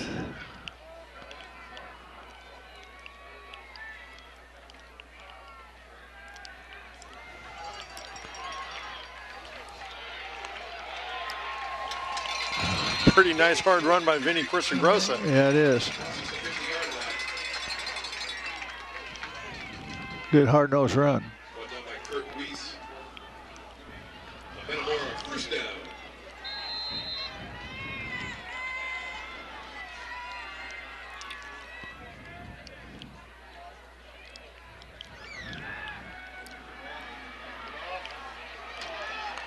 Just take off. Just go, Vinny, go. You know what? He got some positive yards there. Yes, he did. And it could have been a big loss. So it's actually, you say he saved more than 2 yards. He saved about an 8-yard loss. Yeah. Second down and 7 for the Redbirds.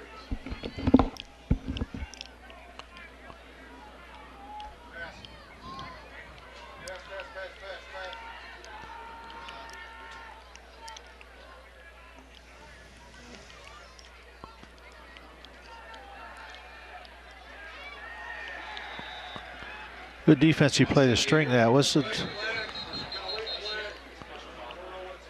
What in the world? That was really late.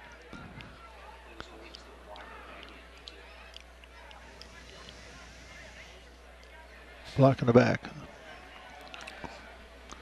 Illegal block, Metamora. He's got good vision. He called it from this sideline or the other sideline.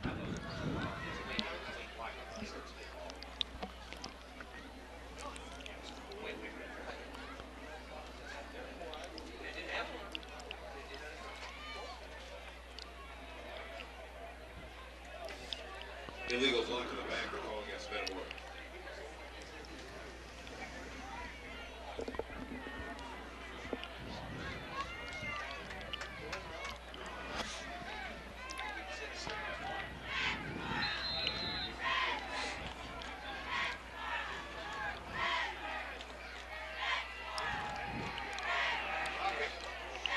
Wow, that was well covered. Screen pass incomplete for Metamora.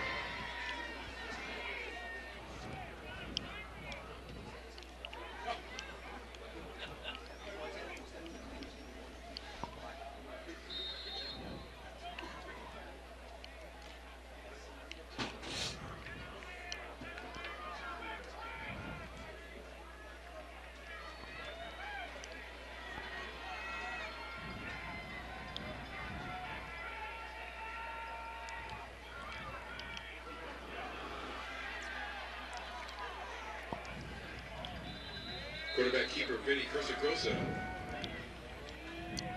Hit first by Mundo Meyer. He crosses into Joliet Catholic territory. They'll bring up a 4th and about 11. Yeah, we'll say 12. You know, the trouble is, if you punt it, it gives them more time. Yeah, you're not gaining anything. More time. They're going to run out as much time as they possibly can.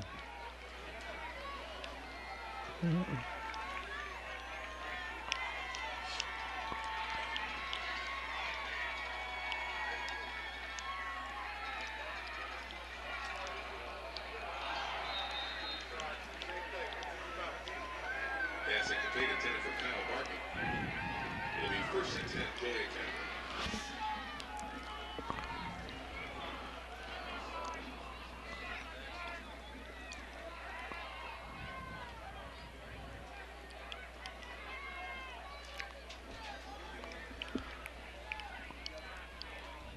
.448 to go in the 3rd quarter. Advanced tonight's playoff game will be rebroadcast numerous times starting at 7 o'clock on Wednesday, October 31st on digiMAX local channel 400 and channel 410.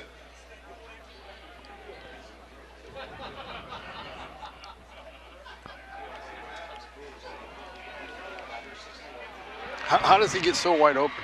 That's touchdown. Yeah. Touchdown. Nobody picked him up out of the backfield. 51-yard pass. Number 27, Keenan. This is going to get ugly. 42-7.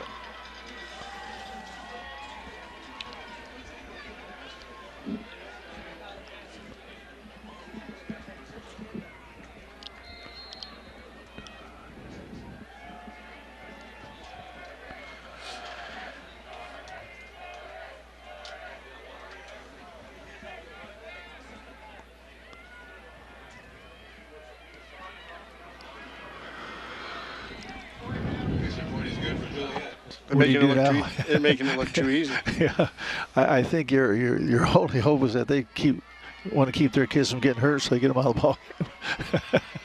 Yeah, they got a big ball game next week. Yeah, they'll beat Marion. They won't. Not a doubt in my mind.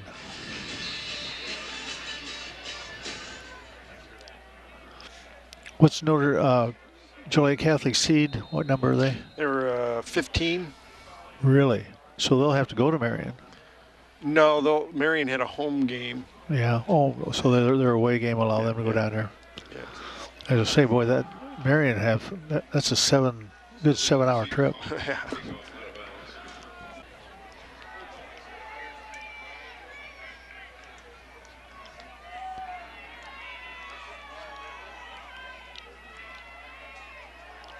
There you go. That's a nice play. That's a really nice play there. Wrapped up by Jabril Williams.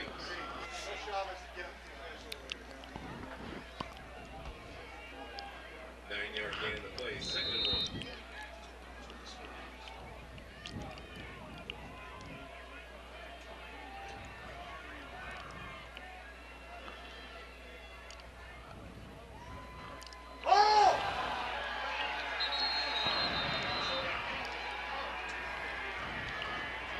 Oh, they got it. On the play, recovered by Joliet Catholic, number 90, Ryan Jones for the Hilltoppers. 1st and 10, Joliet. This wide receiver over here, the defensive man got up in his face and he ran right by him. I mean, you want to throw it, I guess. But all you got to do is stand up and throw it, and he's gone.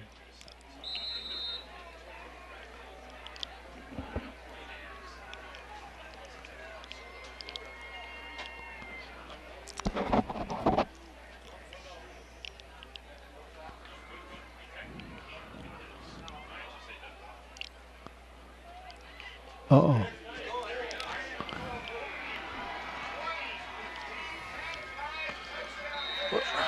Then you're going to attempt to tackle? No. No, that gets the clock rolling. Yeah, that's over 40, isn't it? Yep. A 43-yard touchdown run for Joliet Catholic.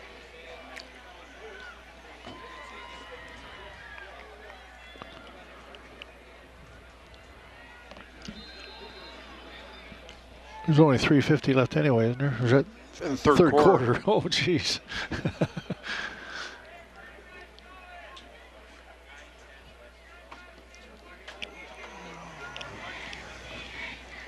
Just answer the age-old question: the strength of your schedule is important. I mean, you got nothing you can do about it because you're locked in. But still, if you're 5-4 versus 8-1, and this much difference, I would say strength of schedule is important. The only thing a team like Metamora can do is their non-conference games find as tough of opponents they can find. I thought our non-cons this year were pretty solid. Both of them made the Rock playoffs. Island and Champaign, yeah.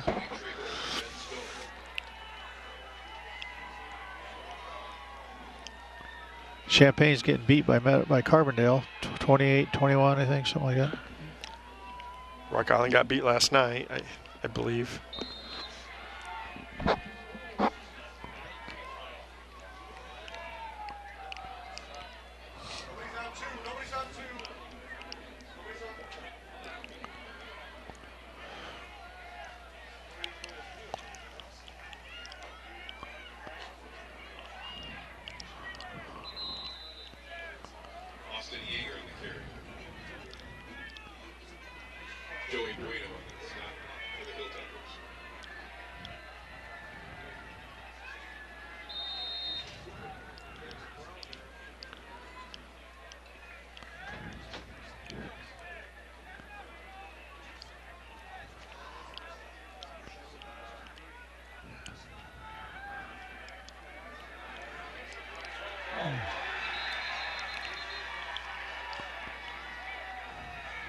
Quarterback sack, Scott Fosen.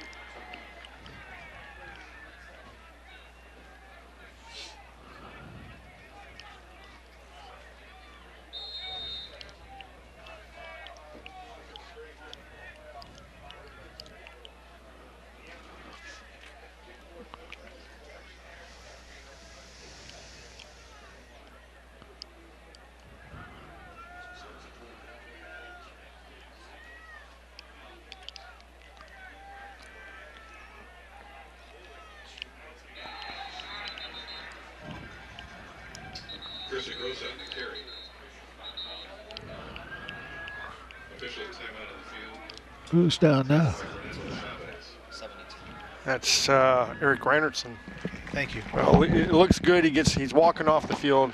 Yeah, and he's not even a good lip. It's starting. The more he walks, the less he gets. So. Yeah, that's good. You don't want a senior go down the last game. So it'll be 4th and about 3 for the Redbirds. Hall hasn't budged, has he? No.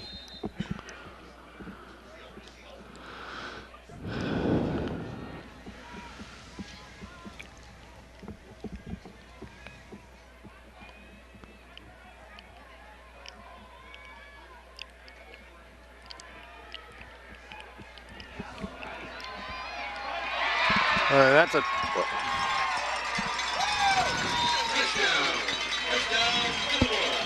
I guess. Ryan Vogel caught him in stride. That's a nice pass. How could a defensive man this late in the ball game do that? Something like that. Let that go. You know, he just ran right by him. Pretty nice pass by Vinny. Yeah, it was. It was right on target.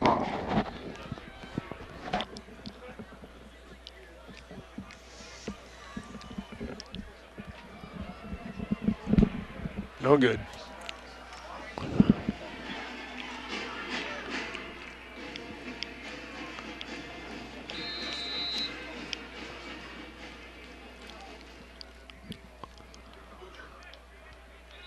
He's down. 27. He's not going to get hit. I don't blame him. He got another day to play.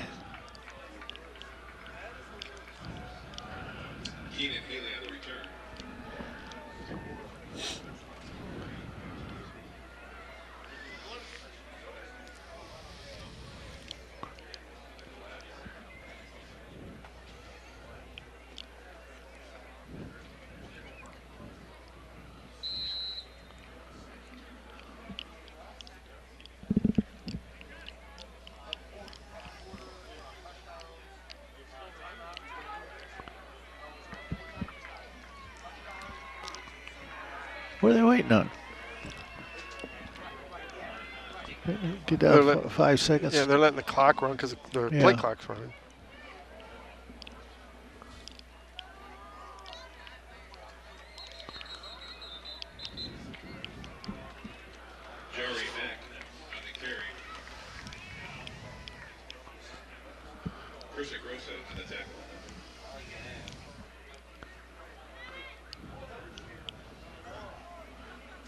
That'll be the end of the third quarter.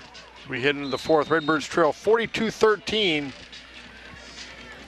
Not the score we wanted, was it, Coach? No, didn't anticipate this much either. I thought it'd be a lower score simply because they ran the ball so much. They eat up so much time, they wouldn't have time to score. But we've kind of helped them a little bit.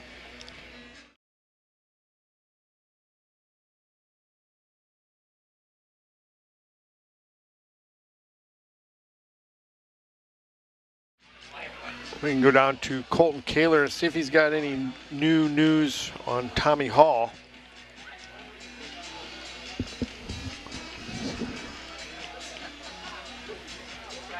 I talked with trainers down here, and they're really not able to tell me much because they don't really know much themselves. I mean, he's not so he's what? He's not being attended to, so it's just he's got ice on his knee and he's just sitting there. And to me, that screams either MCL or ACL possible to me, just because there's just not much you can do right now with it. But hopefully not.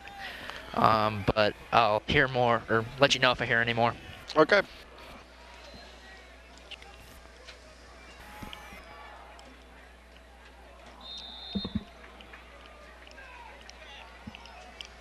Justin Alvarez on the carry. We've got some starters out there and some new players out there too. I think they've got all their backs, I think, are subs.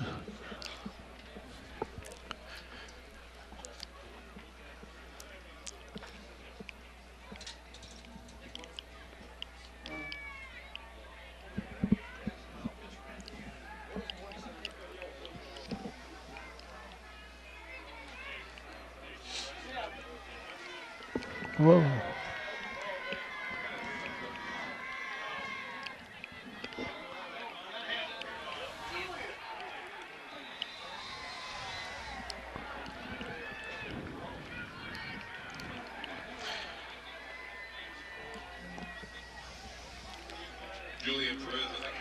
I don't like this thing rocking, or is that me? It's probably shaking a little bit.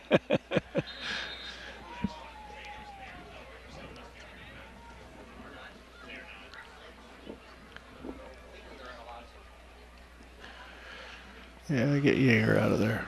10:40 to go in the ball game.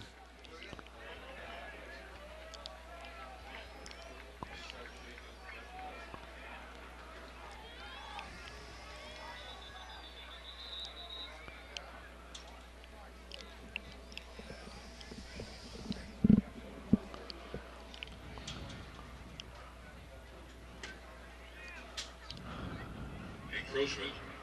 Hilltoppers.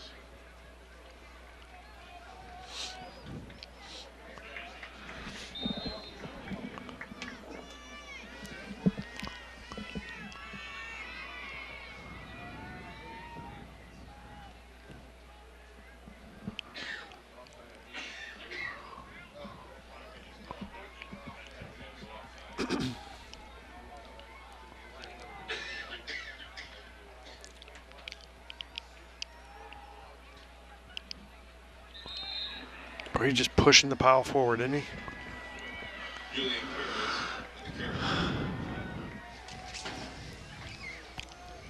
He's at second and about 9 for JCA.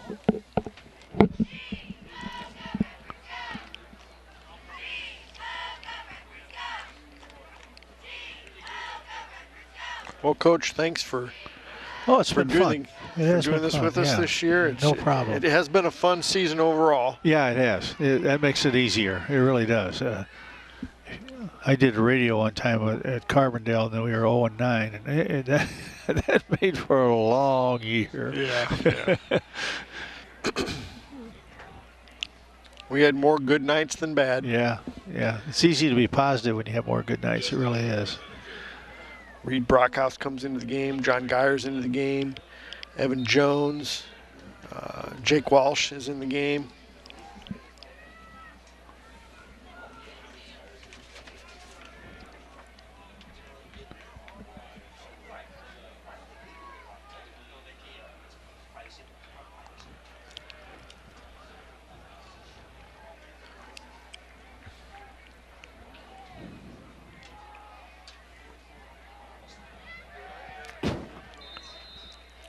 Julian Perez on the carry.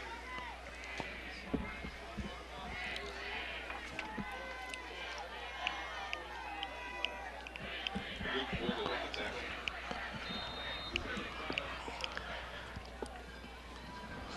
They're going to punt it. Just under 8 minutes to go in the ball game.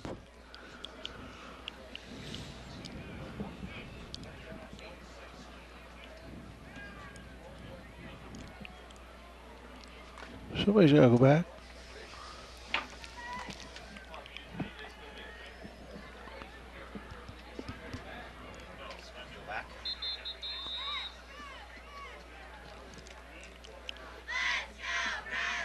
There wasn't 0 on the clock. Yeah, there was. Was there really? Yeah.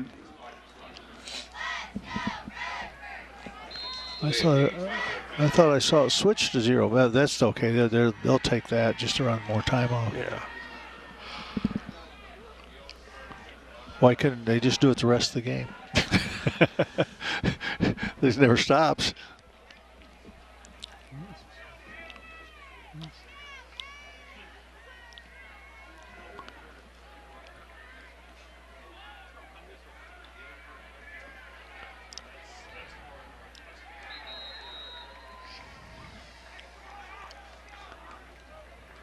Ryan Vogel at the return.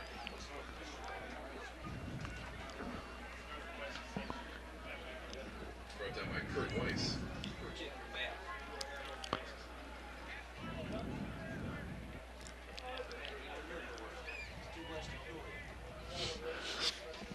There must be a rule that prevents a team from just not taking the ball at the line of scrimmage if there's clock's running. Delay game, 5 yards. Delay game, 5 yards. Clock's still running. Closing in on 6 minutes to go in the ball game.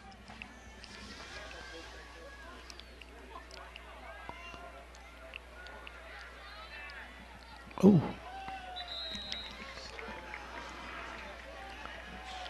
John Gatton on the catch. Yeah, it's Gatton's first catch of the night. isn't that something? Wow. Picked up 7 yards. Our usual suspects didn't have many catches, did they?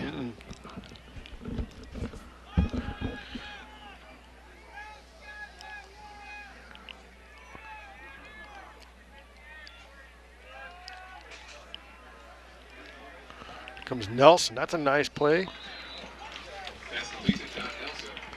First down. Stoner on the tackle. Metamora first down. Closing in on 5 minutes to go, John. On the season.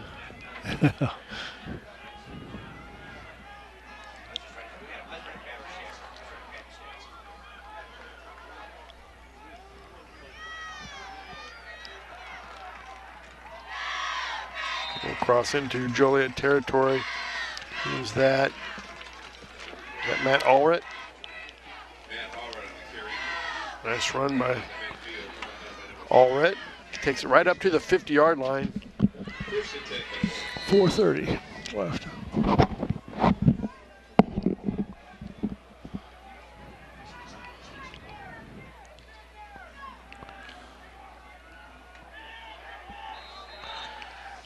Pass completed to Ben Bachman. It's nice he's trying to get a catch for all those seniors. Yeah. One last catch. Yeah, that's Griffin Coleman on the tackle. It's a pickup of about half a yard, but still it's a catch for a senior. And then he comes out of the game, so his last play will be a reception, which is nice. yeah. Oh yeah. Oh yeah. Something to write home about there. To talk about for years to come. Then he'll slip and he'll lose about 2 yards. All those reunions, you can tell him about the catch he made.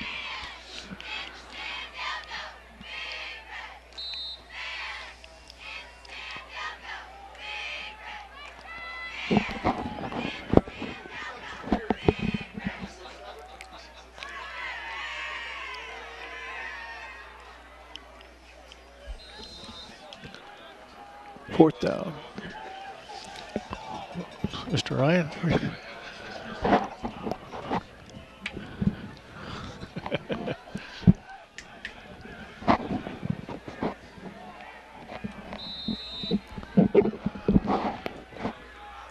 Closing in on 3 minutes to go in the ball game.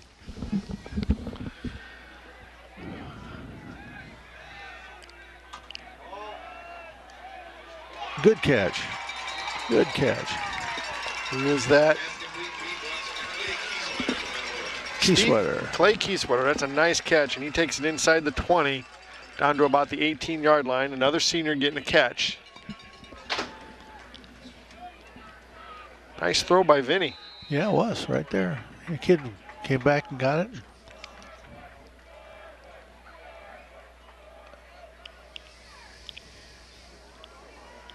Another hard run by Allred. 2:20 to go. Tackled by William Berry.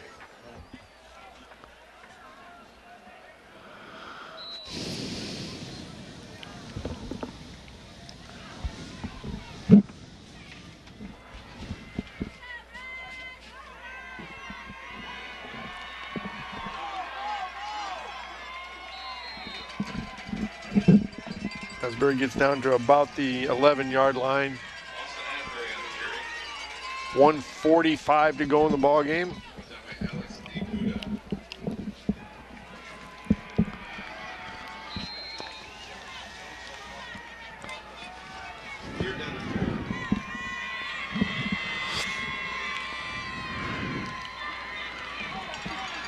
Well, that's Zach Beanblossom in at quarterback. He's been in the last series. Yeah.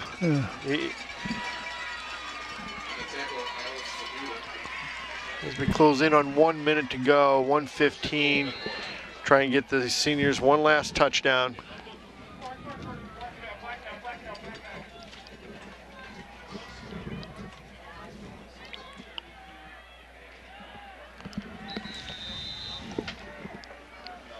Gets down to the 5. You know, when you stop and think where these guys were when they were sophomores, they got pummeled quite a few times. Did they to really? Make it to the playoffs is a pretty good turnaround. Yeah. Under a minute to go. And they did it with their class. Yeah.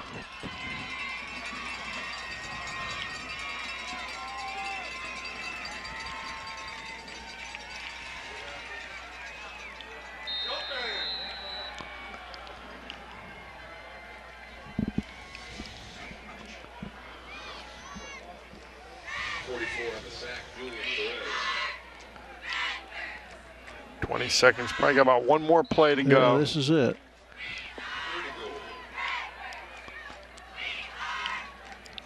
Oh, good pass. Good pass. Clay Keysweater gets in for the touchdown. That's a nice play by Keysweater. Nice throw by Beanblossom.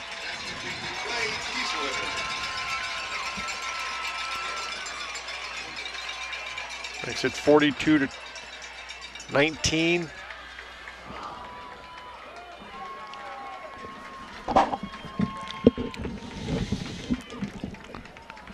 Geyer, Beanblossom, and Vogel one last time.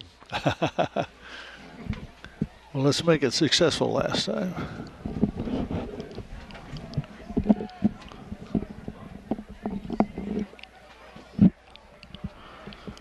Looked good. Yep, It was good. Well, once again, Coach, thanks a lot this year, and hope to have you back next year. Thanks for having me. Enjoyed it. Got 9 seconds to go before the end of the game, but think we can wrap it up? We'll wait to the end, but yeah, it's the bitter end. It's been an outcome that we didn't expect. Well, you knew they were good because of that conference they play in. They went 5-4 in that conference. They're a good ball club, and they dropped down to 5A. I mean, what are they play 6-7A schedule? Yeah.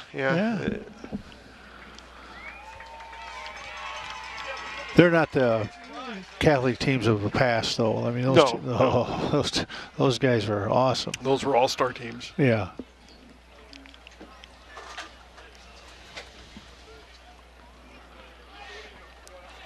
But I don't see anybody in the South giving them a run now. I think they're in the championship game. Yeah. Well, they said that in the Tribune. Whoever won this game was going to make it to the championship. Yeah, I believe that. And up north, you got Sycamore, who's doing well. You got Montini. Montini's probably the one up there. Yeah, Sterling might give somebody a game. Yeah. They won big, but they didn't play anybody. No. Somebody's backyard or something. I think it was like Phoenix or something, military school or something crazy. Well, they had one school up there that it was something backyard. Yeah.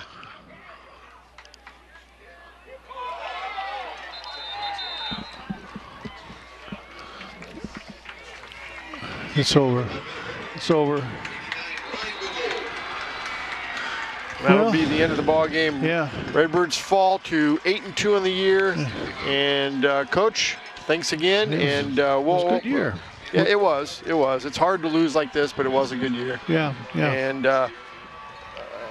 we'll have the end of the game stats, and we'll get a chat with head coach Pat Ryan. Yeah,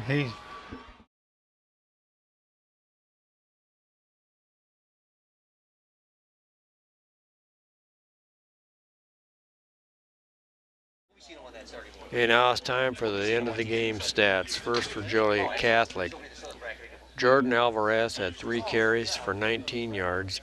Keenan Haley had 14 carries for 135 yards and 2 touchdowns. Nick Iantone had 8 carries for 116 yards and 1 touchdown. Gerari Mack had 3 carries for 47 yards and 1 touchdown. Justin Alvarez had 2 carries for 1 yard. Julian Perez had 3 carries for 21 yards. Joliet Catholic had a total of 339 yards rushing and 4 touchdowns for an average of 10.3 yards per carry. Passing, Jordan Alvarez was 5 for 7 for 121 yards and 3 touchdowns. Receiving, Isaiah Murphy had 2 receptions for 47 yards and 1 touchdown. Gerari Mack had 1 reception for 11 yards and 1 touchdown. And Keenan Haley had 2 receptions for 63 yards and 1 touchdown. Joliet Catholic had a total of 460 yards total offense, rushing and passing.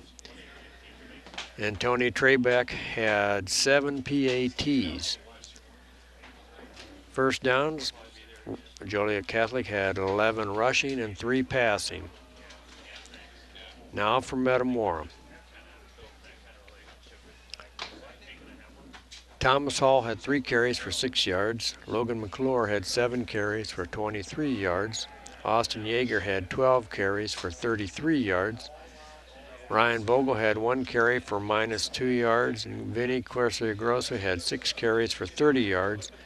Matthew Allrat had 2 carries for 17 yards. Zach Beanblossom had 4 carries for 6 yards, and Austin Asbury had 2 carries for 2 yards.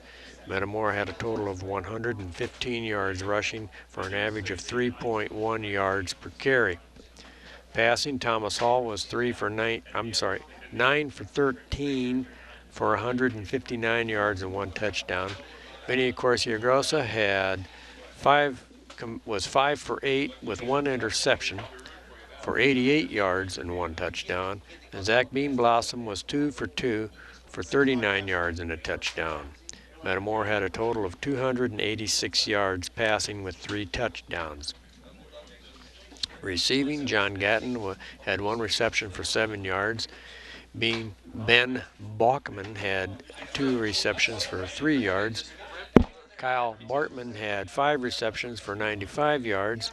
Austin Yeager had 1 reception for 5 yards. John Nelson had 2 receptions for 24 yards. Jack Moore had 2 receptions for 51 yards and 1 touchdown. Ryan Vogel had 1 reception for 62 yards and 1 touchdown. And Clay Kiesewetter had 2 receptions for 39 yards and a touchdown. Metamora had a total of 401 yards total offense, rushing and passing. Ryan Vogel had 2 PATs. First downs, Metamora had 6 rushing and 9 passing. Your final score, Joliet Catholic 49, Metamora 20.